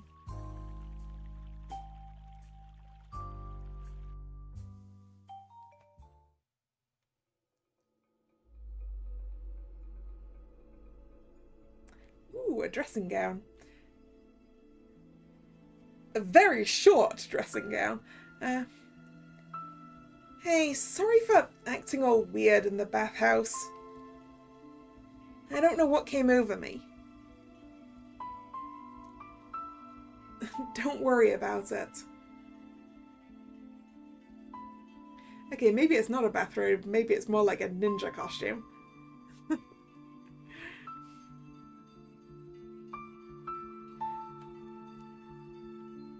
I suppose part of it is my fault. I shouldn't have been so pushy. Hey, no harm done. You didn't try to drown me or stab me in the back while I wasn't looking. So I guess I can trust you a little bit more. I'll try to be more chilled out around you from now on. It does look comfortable to sleep in, that is true. Definitely way more than big poofy dress. And in the case of Mariko, it does look a little more comfortable to sleep in than the mini dress she had on before, but not by a lot.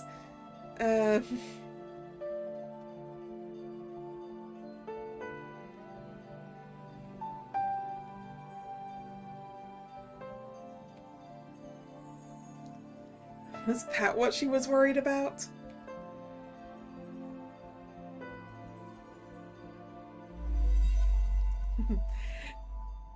Flirt! You look really cute in those robes.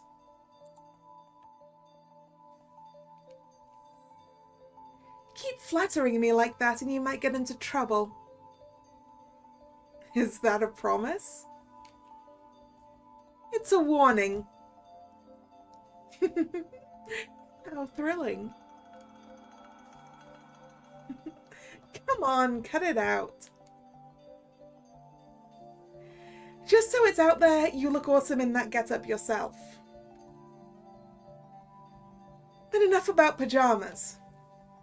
I actually have something to show you. What is it? Take a look at this. I found it down in the basement. It appears to be wine.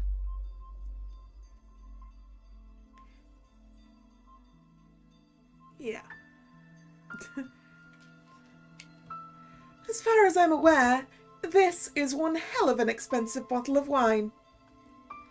And it seems to be unopened too.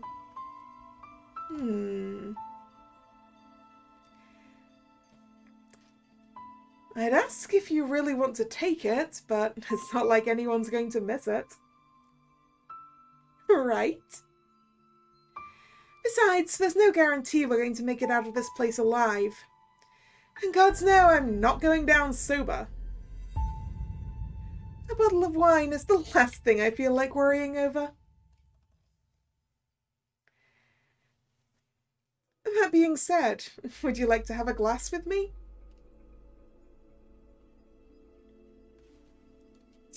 Sure. Do you even have to ask? Awesome. You're officially my new favorite drinking buddy. 'Cause I don't remember any of my old ones, if I even had any. Cheers, Shira. To us, the Grand Mystery Mansion Detective Duo. To MMDD. Yeah, to MM. Oh, I see what you did there, sister. That's low. I have no idea what you're talking about. To us. Am I a wine or champagne type? Neither. I am an ale type. Or mead, or sake, or cider. Cider's also a good one.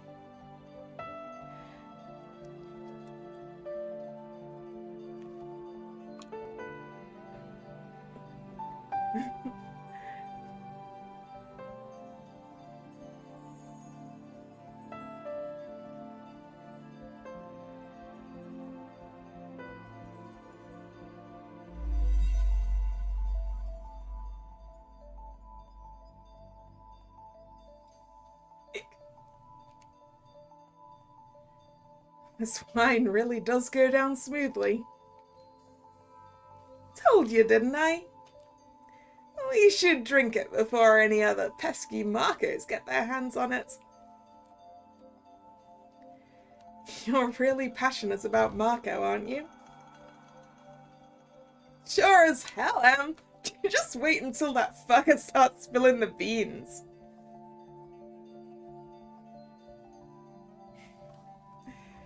How quickly are we getting drunk? I think we're going to go for the whole bottle between the two of us. Which... I don't have enough knowledge to know how drunk that would get you. How strong's wine? How much wine would make you drunk? It's like if I have like 2 bottles of ale and I haven't eaten anything, then I'll get a little bit tipsy.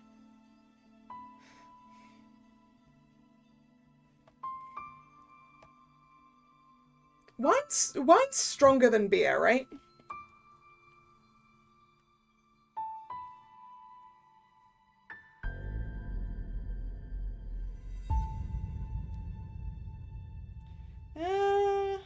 Yeah, a little bit stronger.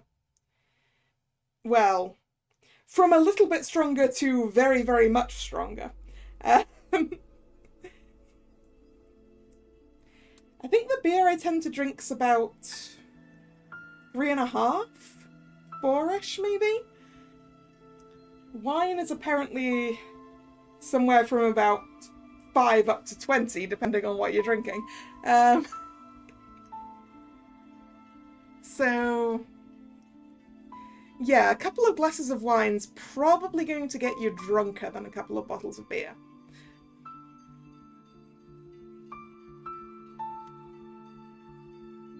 You have 8.5% beers. I saw a cider at that value, or possibly more, once. One of my friends was drinking it. I had a sip. It did not taste good. Actually, it might have been even stronger than that.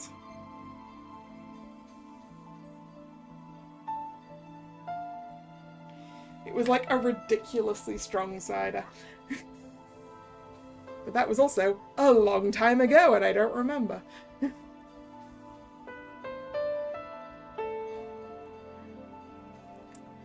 Anyway. vocabulary amazes me sometimes, Shira. What? We speak the truth. You know, I'm gonna be honest with you.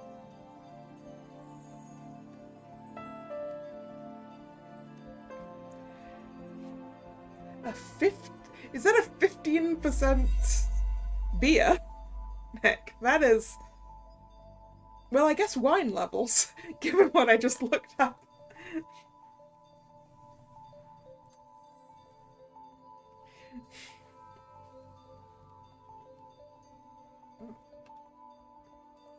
I was like, I have technically drunk some very strong wine. To the point at which you call it would be, well, it was port rather than wine. But I didn't have a whole lot of it.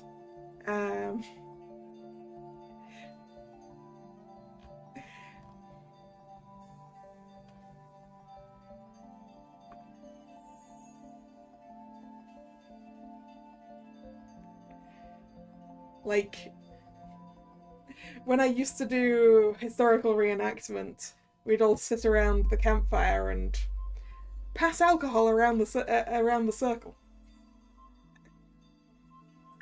So there are a few things I have tried a very small amount of.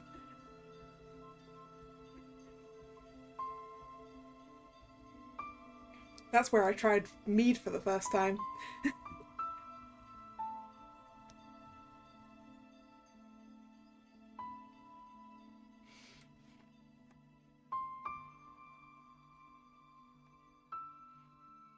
Anyway.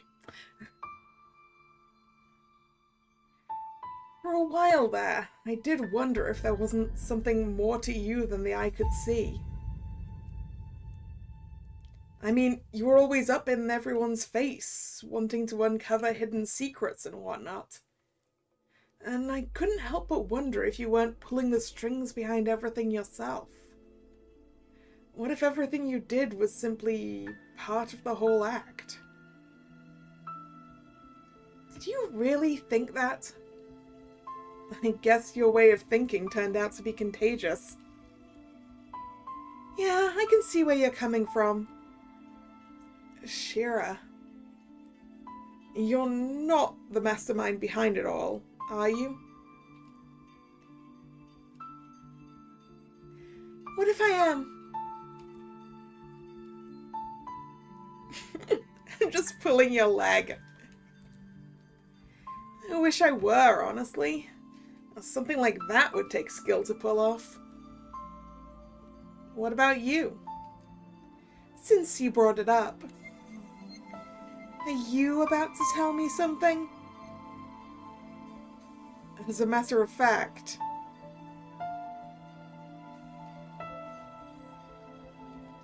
my glass is empty.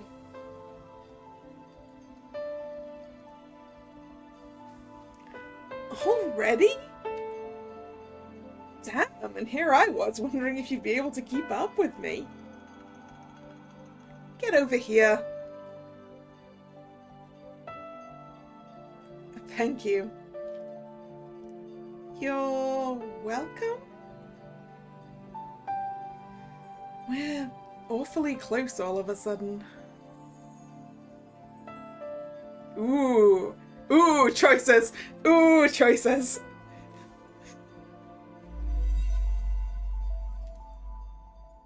Speaking of glasses being empty, I need some more water. And then I'm gonna make that decision. I will be right back.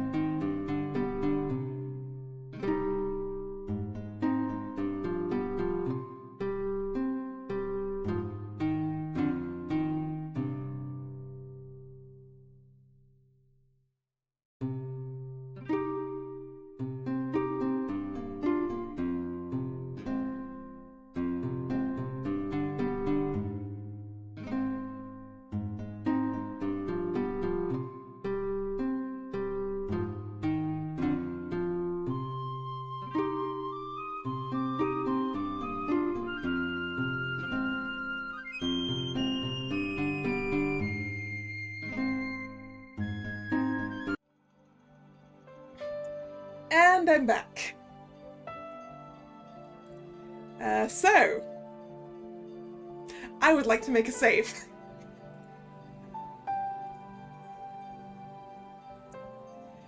And then, I think it's obvious what the answer needs to be, right?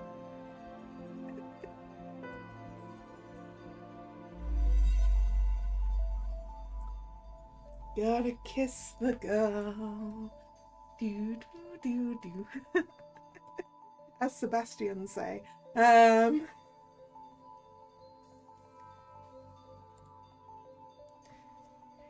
Here goes nothing.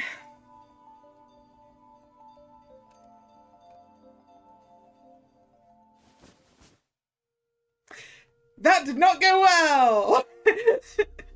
I guess. That's what the save's for.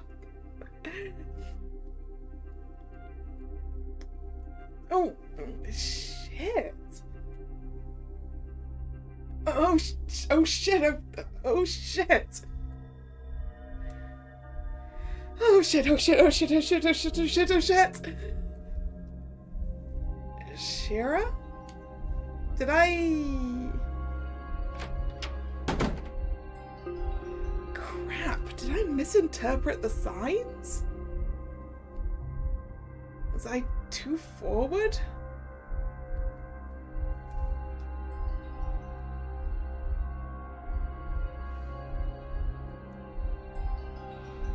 Well, we gotta go apologize.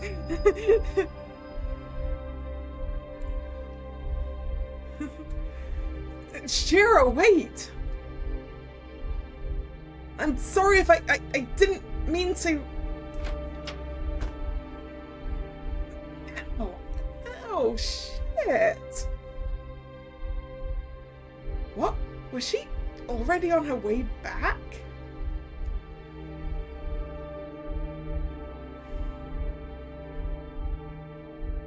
Sorry about that. I panicked. I've noticed. Shira, I'm sorry. I clearly did something stupid. It's probably because of the alcohol. I got careless. We can forget this ever happened.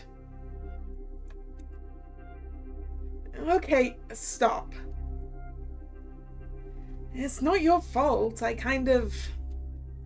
may have spaced out, but I wouldn't let something like that happen if I didn't really want it to happen. That's not the problem here. Shit, I should have told you the truth earlier. The truth? I've been trying to avoid this topic, but now we're kind of forced to talk about it. So, well, it's pretty obvious by now that you're into girls. And you're not, I assume, Shira. I've assumed that for a while.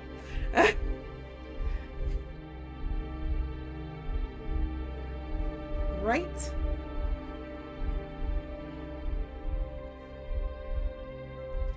Well, considering I just kissed you, we have to assume I'm at least into you. Oh.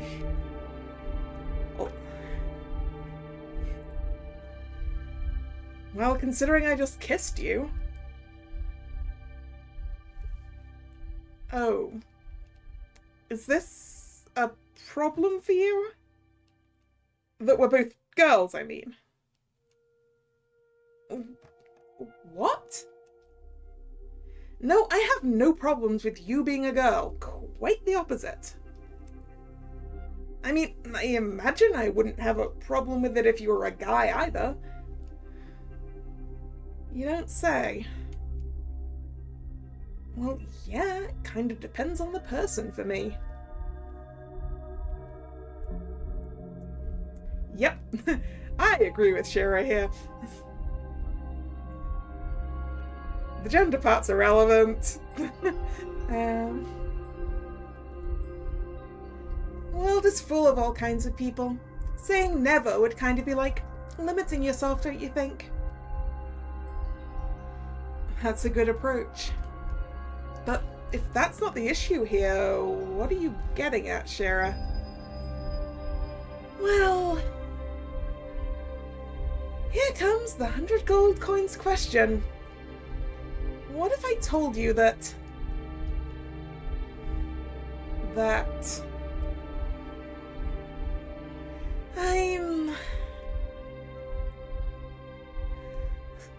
Fuck, I can't do this. Shira? Not again. That does it.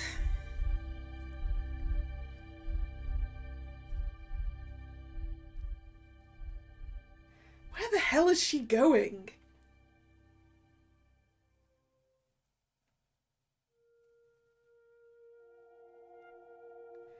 Finally, she stopped. What is it that she's having such a hard time with?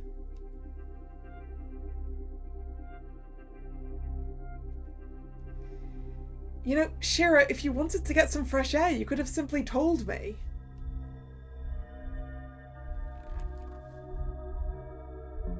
Shira isn't actually my real name. It's not? No. It's Shiro.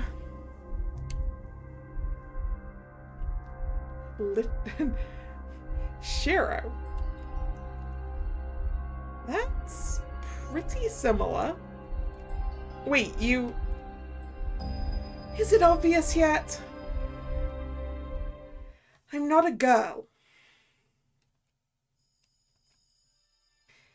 Where's my dramatic thunderclap and pouring rain when I need it?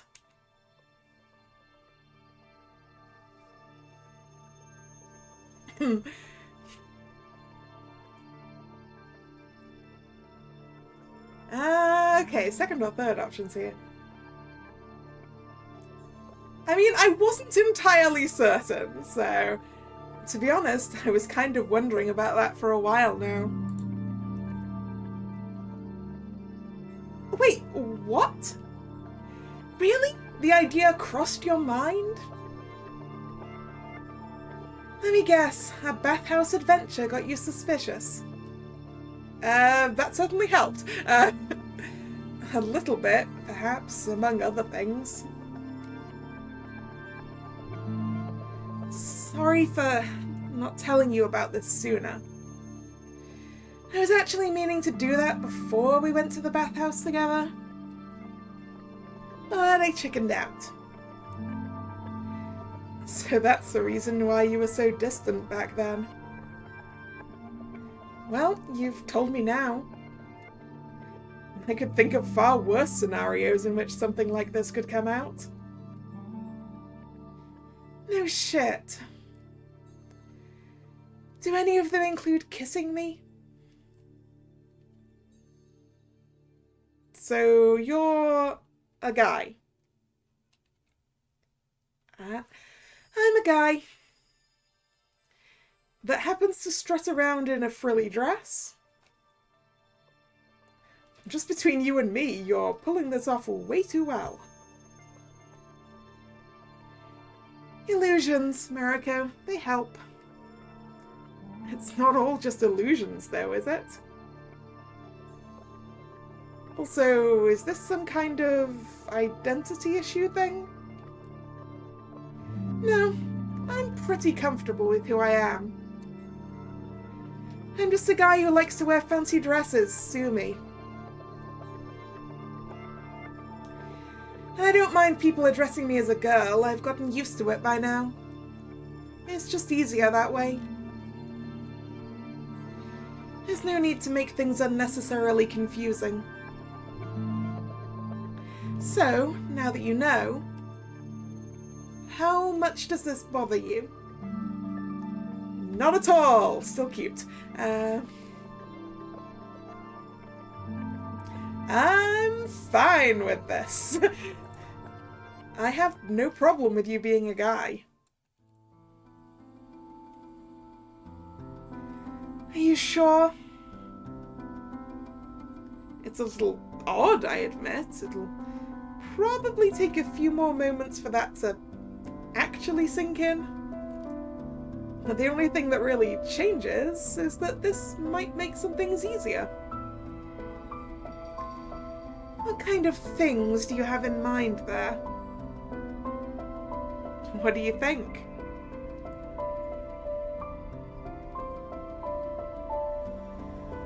Can I ask you something, Shira? Yeah? When you woke up here with your memories gone, were you even aware of being a guy?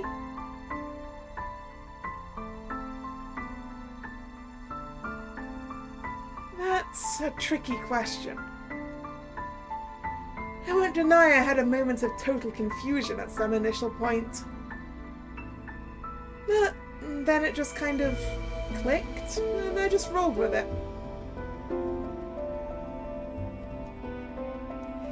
I mean, put yourself in my shoes for a moment here.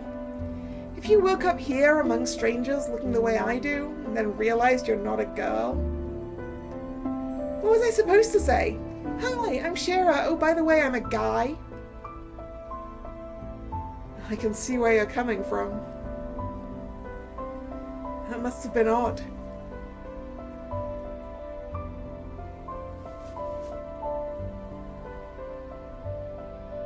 So, what should I call you? I wouldn't mind if I stayed Shira. It would make things less conspicuous. Someone can always overhear you calling me anything else.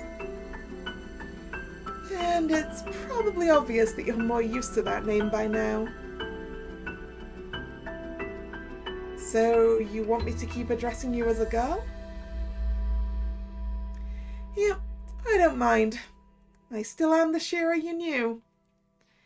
It worked so far, didn't it? It should make things less complicated in the long run. This is still going to take a while to get used to. Well, take all the time you need. It's not like we're going anywhere, is it?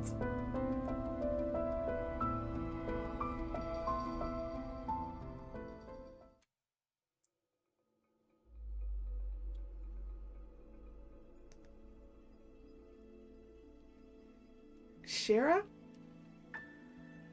Why are you frowning at me like that? Take your boots off. What?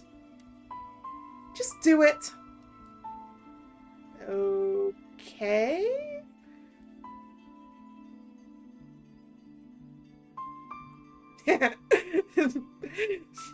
She wanted to change the height difference.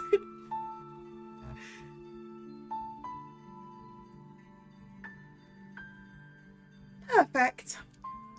What are you trying to... Did Shira want to initiate the kiss this time? Not that I'm complaining. At least she's not freaking out about it and running away in panic this time around.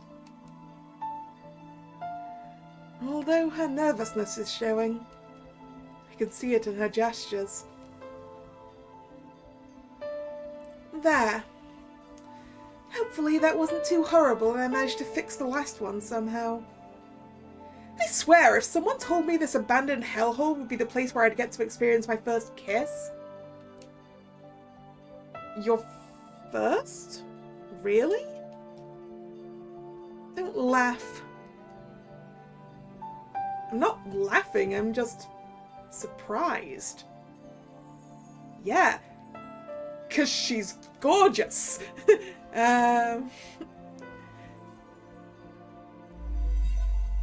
mean, with your kind of attitude.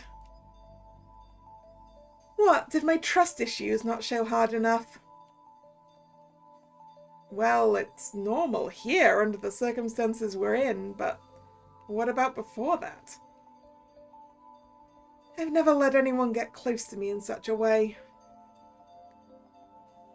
Well then, color me surprised. Not that it's a bad thing or anything.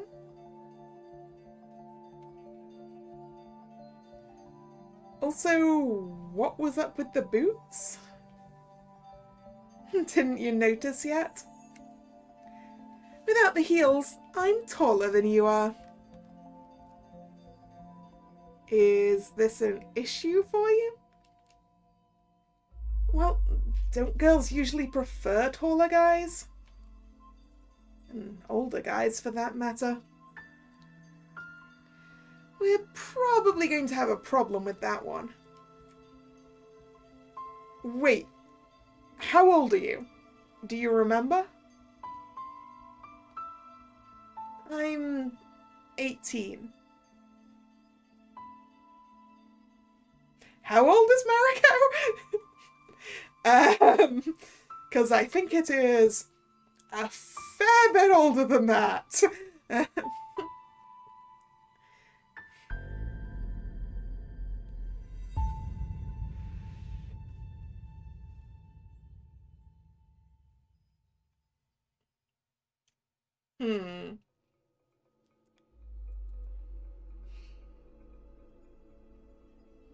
I mean, that it's fairly young.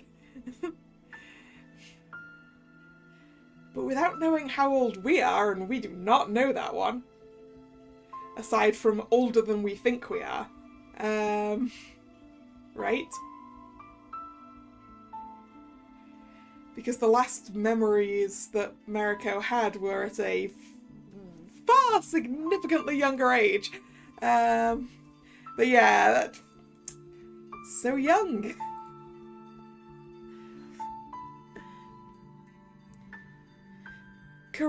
Correct me if I'm wrong, but if you're 18, aren't you still growing? You're right. It would be cool if I could still outgrow you. Aren't you taking such details a bit too seriously, Shira? You're fine, just relax. You still want to finish that bottle of wine with me? Will it make you relax a little more? It might. Go get the glasses then. And get on the bed. Staying outside may be cold. I want to get some cuddles from you. Wine and cuddles, huh? Wow, we actually downed the whole bottle. So good.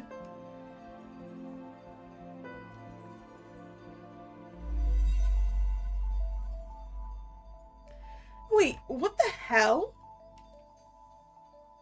Do you hear that? Hear what? There's something inside of the bottle. It's going to be so amusing if that's the thing we're looking for. Did you push the cork in? Sorry, did you push the cork in? No, it's making glassy sounds. And it seems to be glowing. Did we find the soul stone by being drunkards? Glowing? Holy shit, genies! Oh, wine ghosts. Wine must have been so old it had ghosts living in it. And now there's broken glass on the floor. Is that the stupid stone? Don't tell me it was inside of this wine bottle all along. It was mere fucking chance we even got our hands on it. Could it be that someone knew we'd drink this bottle of wine? Yeah, now just go ahead and tell me it was poisoned. The air we're breathing right now might be poisonous too. My thoughts exactly. You wait here. I'm going to get this to Yvonne. Because I'm not giving it to Marco. You do that, girl. Or boy. Love you. Damn, I'm so shit-faced.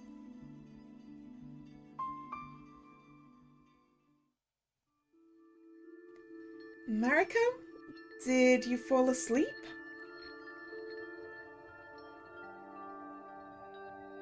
I'm just resting my eyes. Here, drink this. I brought us some water. Thanks. How are you feeling? A little tipsy.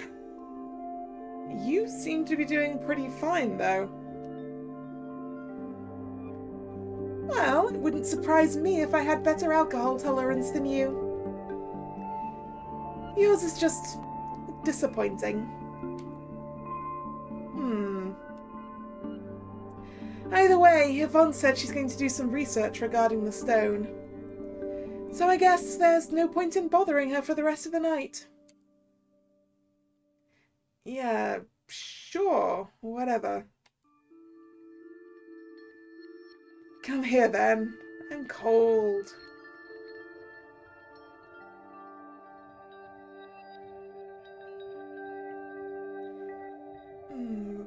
Mariko?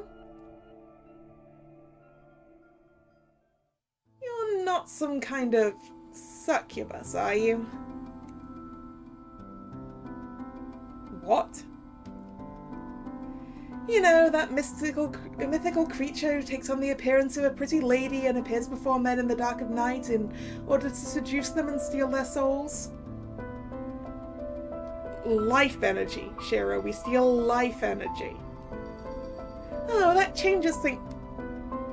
No, it doesn't! And you're kidding, right? About you being a...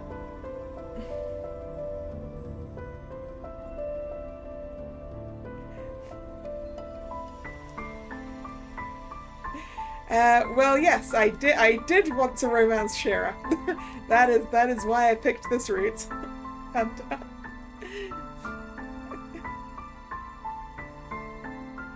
because Shira's super pretty.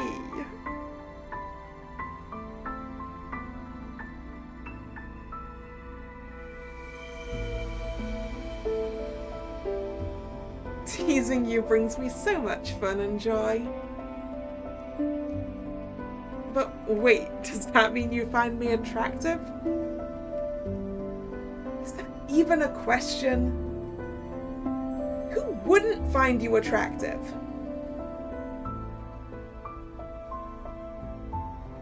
You assume that was before the truth? Shira's still pretty.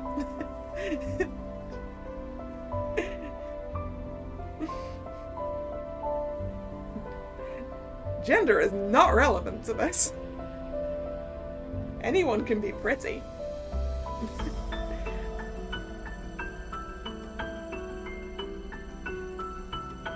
Wouldn't find you attractive. Hi, such flattery.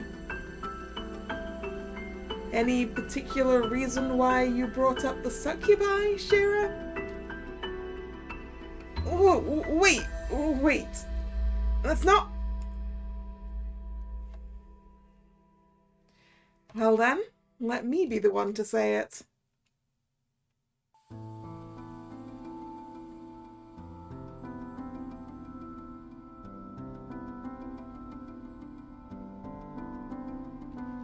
Cuddling, just cuddling, definitely just cuddling, and definitely not anything else. I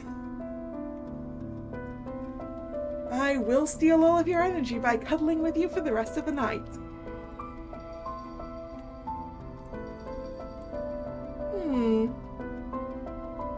It's a fate I wouldn't mind succumbing to.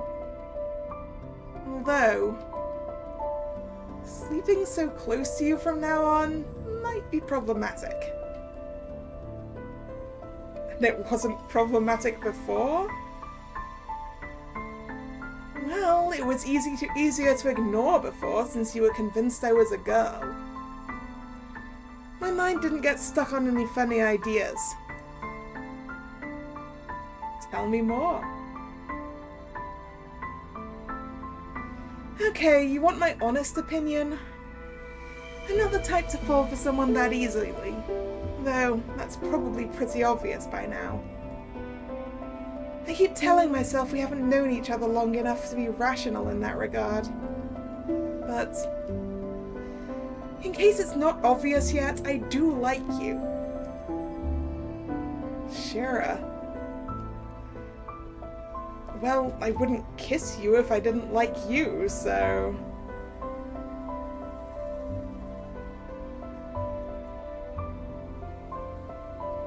Can I kiss you again? I'd love that, so be my guest.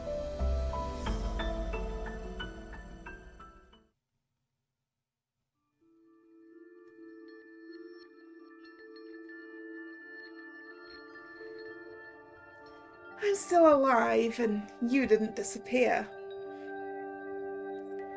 You suck at being a succubus, you know. I suppose you didn't give me enough cuddles. You mean the whole night wasn't enough? Or perhaps just cuddles won't cut it. How are you feeling? Good.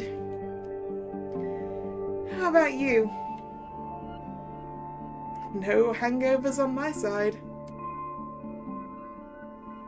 Glad to hear it then. I need to get some water either way. Let's get up then.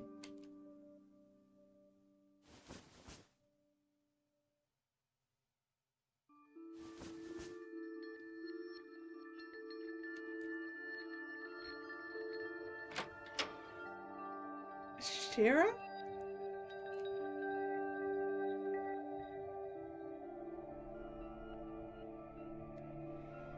It seems that Marco is the only one in the kitchen right now.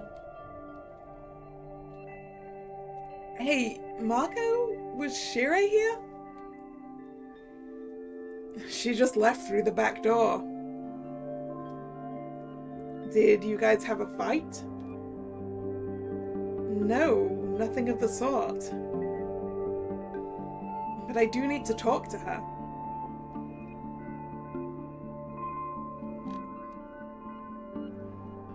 How are you holding up? I told you not to worry about me. Just do what you need to do. Good luck with your conversation. Thanks, Marco.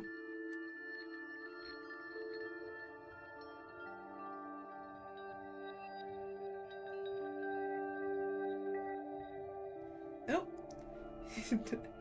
The creepy demon lady isn't here. She's not here. Bathhouse?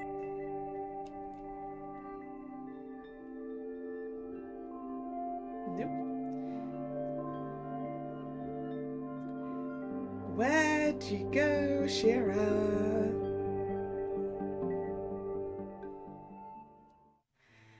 There you are. Oh, hey.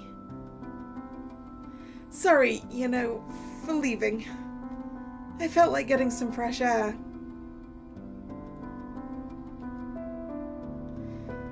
You're probably cold out here. A bit, but... Oh, hugs! Come here.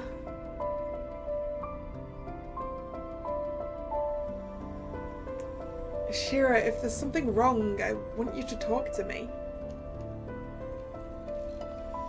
To be honest, I think I started to care for you more than I thought I would.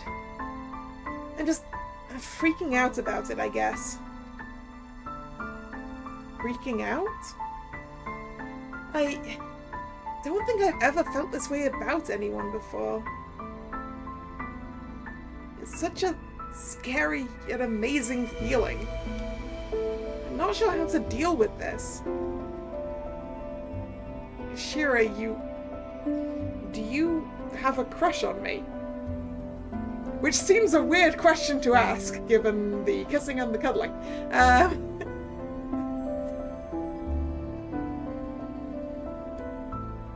Butterflies in your stomach? Holy shit! Well then. Now that you know my weakness, I expect you to keep it to yourself. Don't even dare using this against me.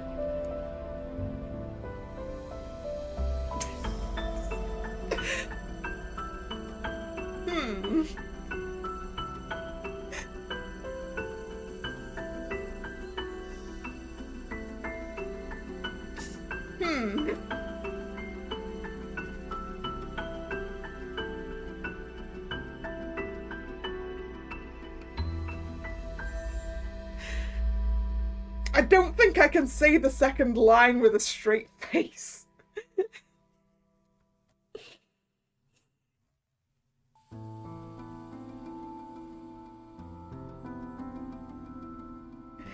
These are both teasing lines in one way or another, I think.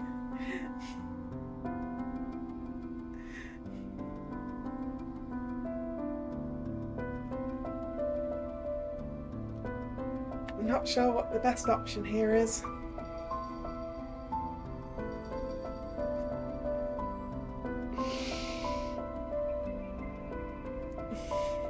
I would like a save, please.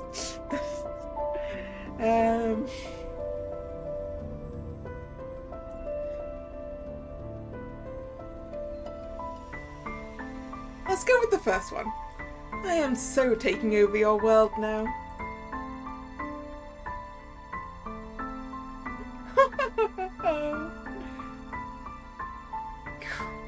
Crap, I knew it would come to this.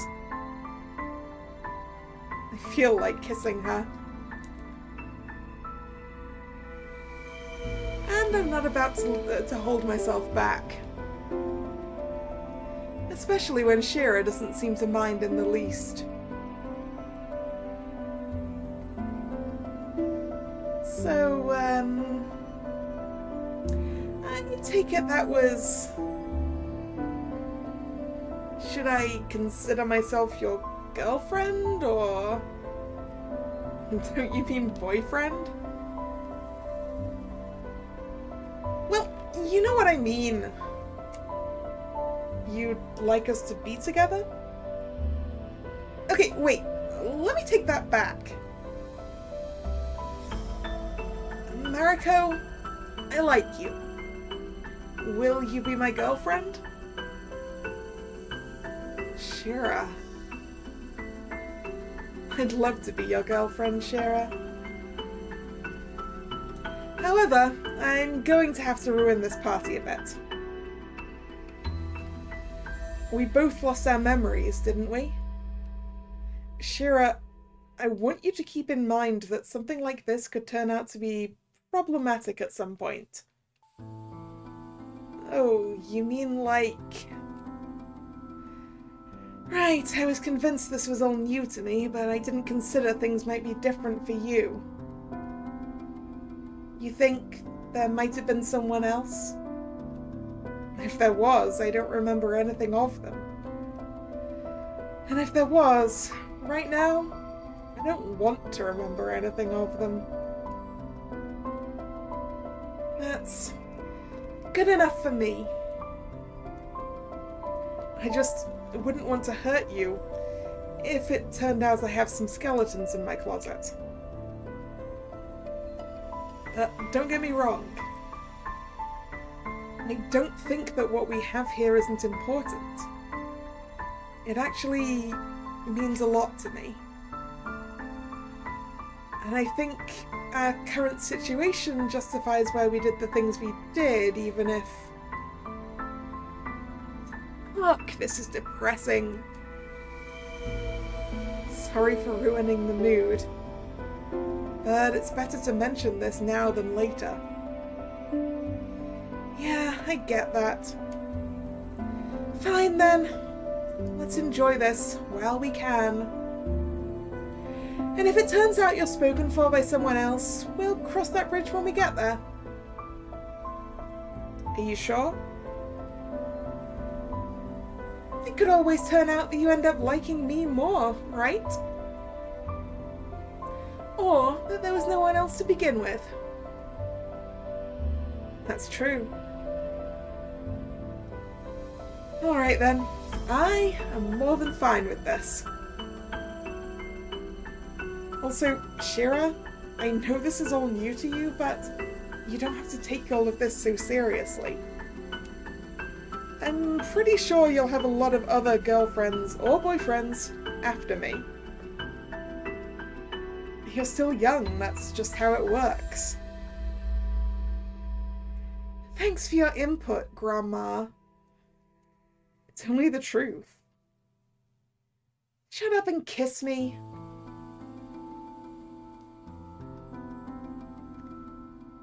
Shira, Mariko. Oh, we've been disturbed. Yvonne managed to figure out how to make the stone work. She told me to call you over.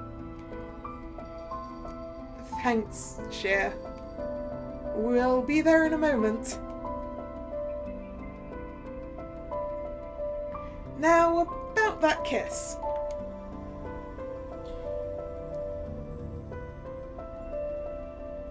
Mariko, I want you to promise me something. Yes? Whatever you do, don't die on me. At this point, I can't stand the thought of losing you.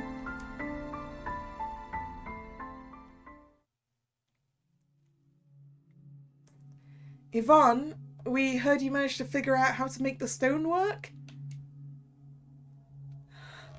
I did, but that may not be our biggest worry right now.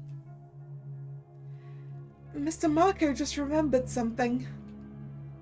And that something is?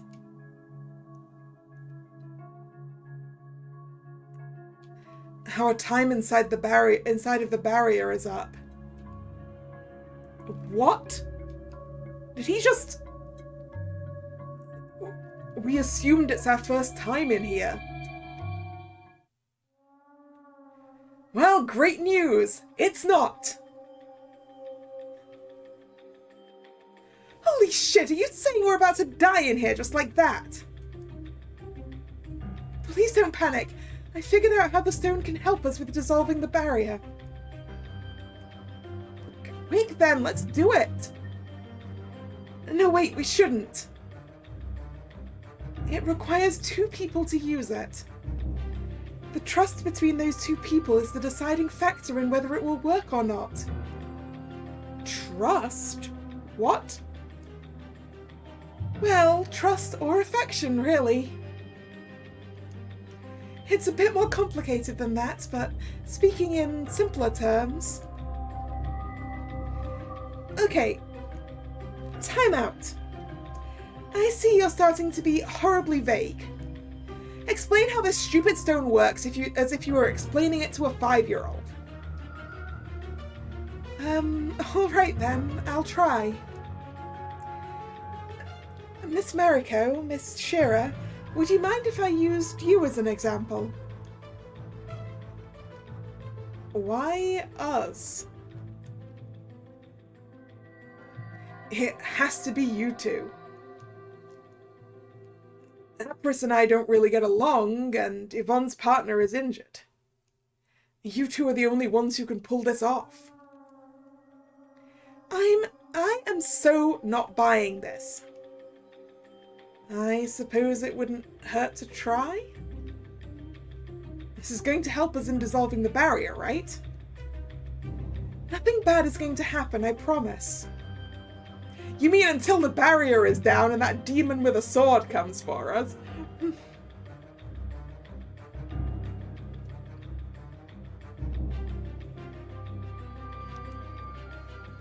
Shira? It's a trap. But Fine. If we're really the only ones who can pull this off right now, then I guess. First of all, you need to be close to each other. Which we already are. Take the soul stone in one of your hands. Both of you need to be touching it at the same time. Like this? Yes. Once you close your eyes and concentrate on the stone's energy, it will start to activate. You both need to be doing it at the same time for it to work. Okay. You should be able to tell once the stone starts to resonate. She's right. I can feel it pulsing.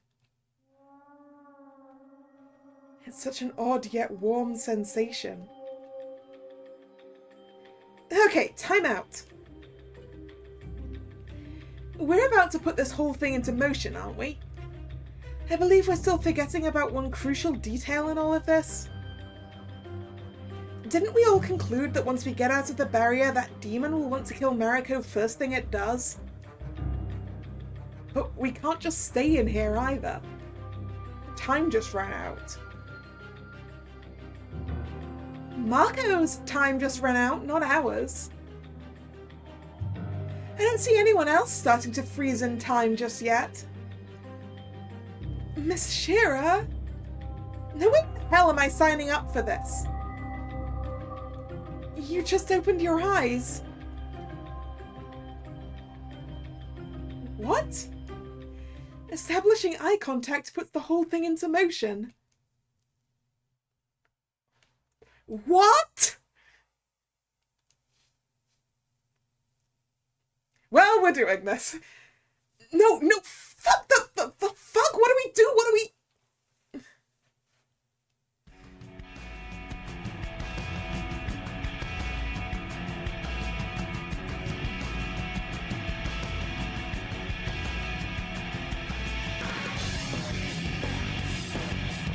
Have an ending theme, apparently.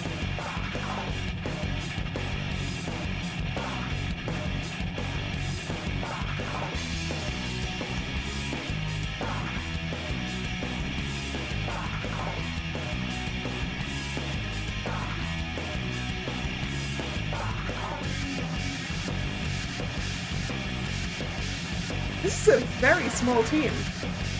What is it, like 3 people? That is impressive for 3 people, I gotta say.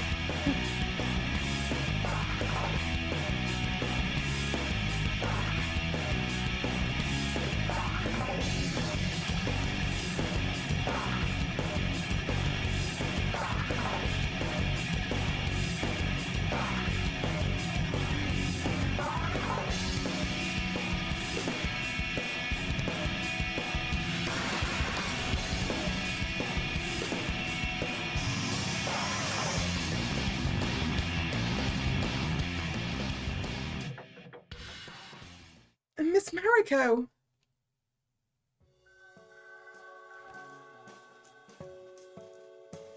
Yvonne. Shit, did I pass out? I can't remember anything. What happened? You managed to defeat the demon, Miss Mariko. Shit, really? During the ending credits? What's the glowing green laser in the distance? We did? Wait, where's Shearer? Well, she should be back in the library. Does that mean she... Where's everyone else? If you're looking for the redhead, he just ran back into the mansion. Theodore! You're here. I've been waiting for you outside of the barrier. Okay, so he was outside. Well, I wanted to end up inside of it together with everyone else, but it seems even I can make mistakes. Wait, so that red note? Was Fearthor the one who wrote it, or not? Either way, I'm glad it all turned out well in the end. Congratulations, you two. You managed to save yourselves and everyone else, even with your memories gone. A celebration is in order. Wait, how do you know we lost our memories? Oh, I've been listening. Listening? Mariko? We're alive? Holy shit, we're alive! Are you alright? I don't even know what happened. We got engulfed in that light and then... all of a sudden I woke up on the floor. And I don't seem to remember anything either.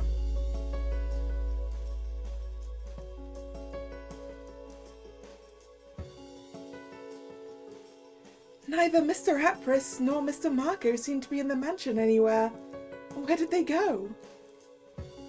Seriously, did those two just bail on us the moment the bubble popped? Guess we won't be getting another tasty meal anytime soon, unless someone else can surprise us with their cooking skills. I could fix up something small if you're hungry. Now we're talking. Who do we have here? Long time no see, Silver. Did you miss me? Well, you did your job well. I believe there's something I owe you. Huh? Oh, wait, you're actually... Why, the surprise! Did you think I wouldn't keep my word? You two know each other? Oh, it was just a chance meeting. We're not that close yet. Hey, I remember now. You're that guy I mistook for a chick back in the tavern a while back. You never change, do you, Shara? Hey, stop trying to sound so friendly with me. Just because Cher brought you home with her doesn't make me automatically trust you. It's actually the opposite. Cher never brought any shady guys home, so what the hell is the deal with you? So these two are related then, I guess. What is the deal with me, indeed? Oh, I just hate the cryptic ones. Cheerful reunions aside. I don't know if you're aware, but Mariko has a nasty curse placed upon her. She mastered a spell that was keeping her safe from it.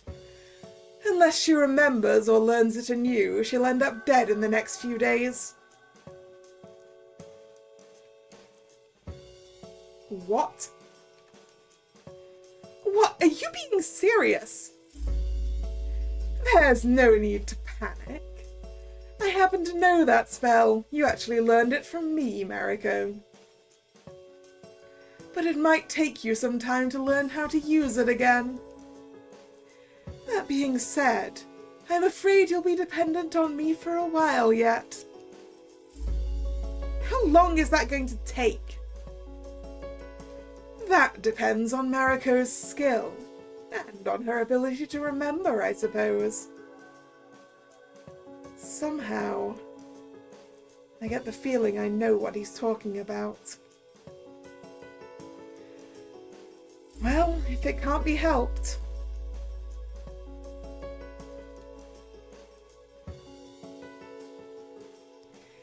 This place looks pretty neat during the day, doesn't it? It doesn't make the hair on the back of your neck stand up anymore, at least. You said you met Fearthor in a tavern? Oh, right. I got so distracted with our little endeavours that I forgot to tell you. Oh? Drinking that wine earlier managed to trigger some of my memories, I think. I still don't remember much, but I finally figured out what felt so out of place when Shear mentioned how she remembered her name.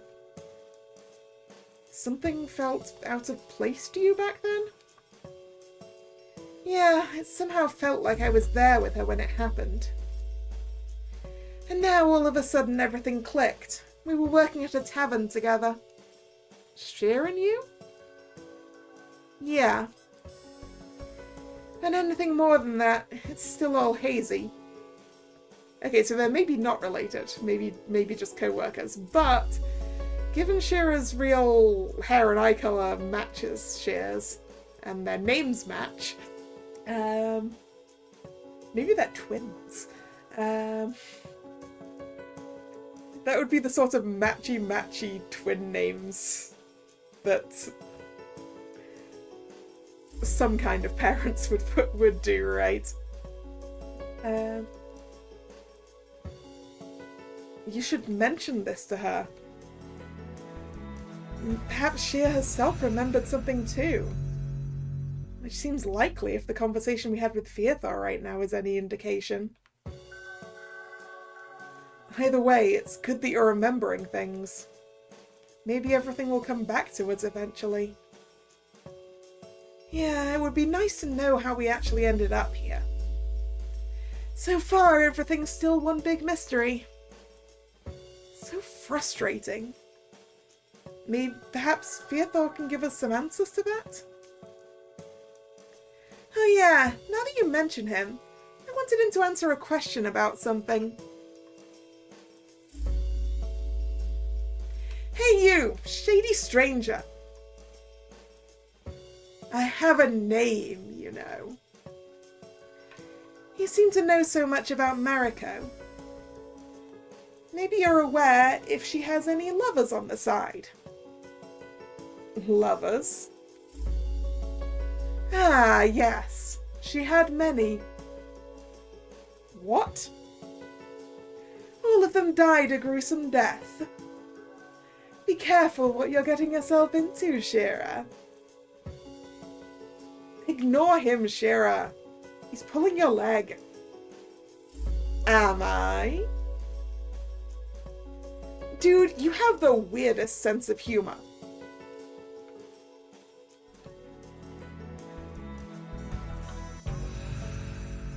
Well then.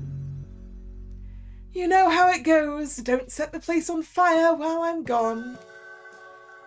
It burned down once already. So this is the mansion that burned down.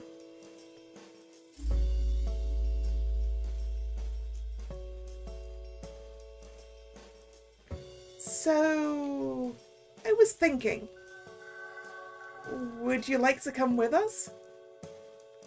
I mean, you don't have to stay at my place if you don't want to. Especially if you need to learn some kind of spell from that shady guy. But maybe we could visit each other from time to time? Oh yeah, I assume that this is our childhood home that burned down at the very, very beginning of the game. I assume so, anyway. I thought you'd never ask. Just so you know, I don't care what that guy said. I'm not planning to let you go. I see you're the possessive type. I just fight for what I care for. Come over here.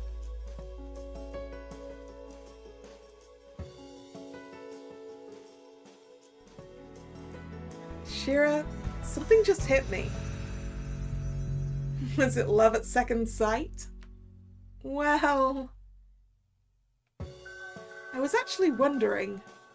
It simply didn't even occur to me up until now. What is it? You sound like a girl. Like an actual girl. How do you do that? Oh. Well...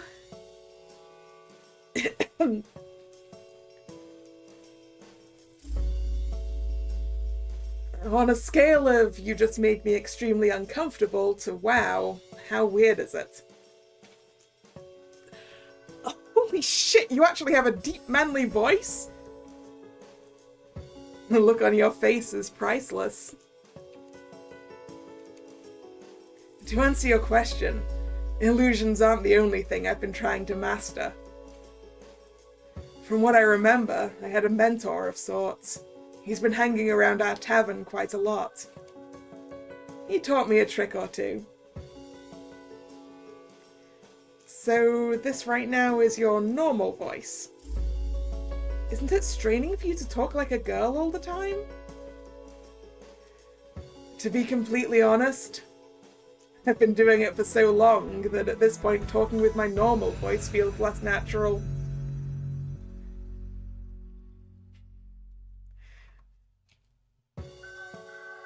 Huh. You sure are an interesting person, Shira. Honestly, the things you're doing are pretty amazing. Well, they took long years of practice. But thanks. The more I hear your voice, the more I like it. Do you now?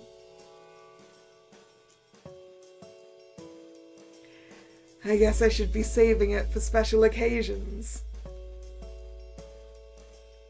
I mean... I'll look forward to it.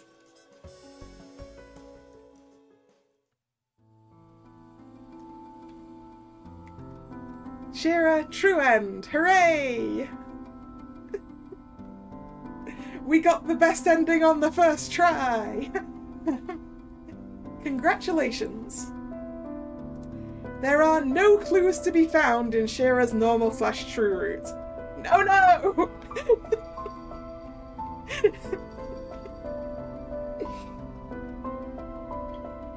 We did too well! If there's no clues to be found in the normal or true one, does that mean we need a bad end? I guess we need a bad end. Whoops!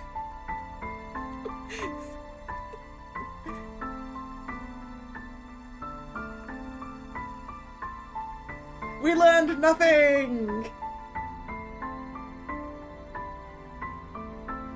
You've reached the ending of this route, but you've still only seen a small part of the full story. The full truth about SoulSet's events and characters will only be unveiled after exploring all possible branches and choices. I invite you to keep playing and exploring the story. Lord Mutek. Of course, Lord Mutek! I have permissions for the whole game, so...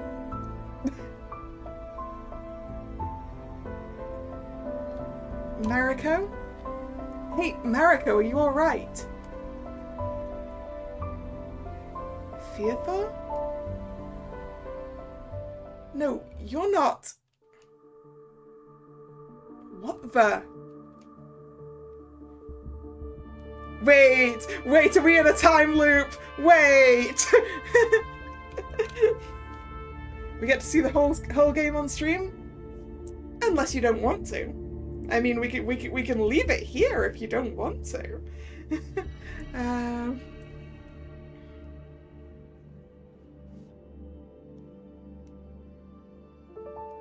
Is this what a bad hangover feels like? I can barely concentrate. And whoever this guy is, I don't recognize him. Yep, we're stuck in a time loop! Which feels like an excellent point for me to to save that there. And we will pick this up again next time.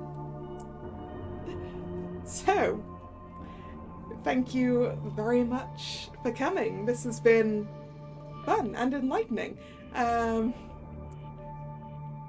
I want to know what these clues are, because we didn't get one, and that's clearly a thing. We have a button here that says clues, and we don't have anything in it. So yeah. Where was I? If you're new here and you've enjoyed your time, please consider subscribing to the channel. You can also follow me on social media, which is linked in the description box. Also linked in the description box is the link to go buy this game for yourself if you want to. So that's down there. The streaming schedule for this channel goes up on both social media and over here on YouTube in the post tab of the channel. The next scheduled stream is Wednesday, 7 PM, where hopefully I'll actually finish Book 7 of Twisted Wonderland this time.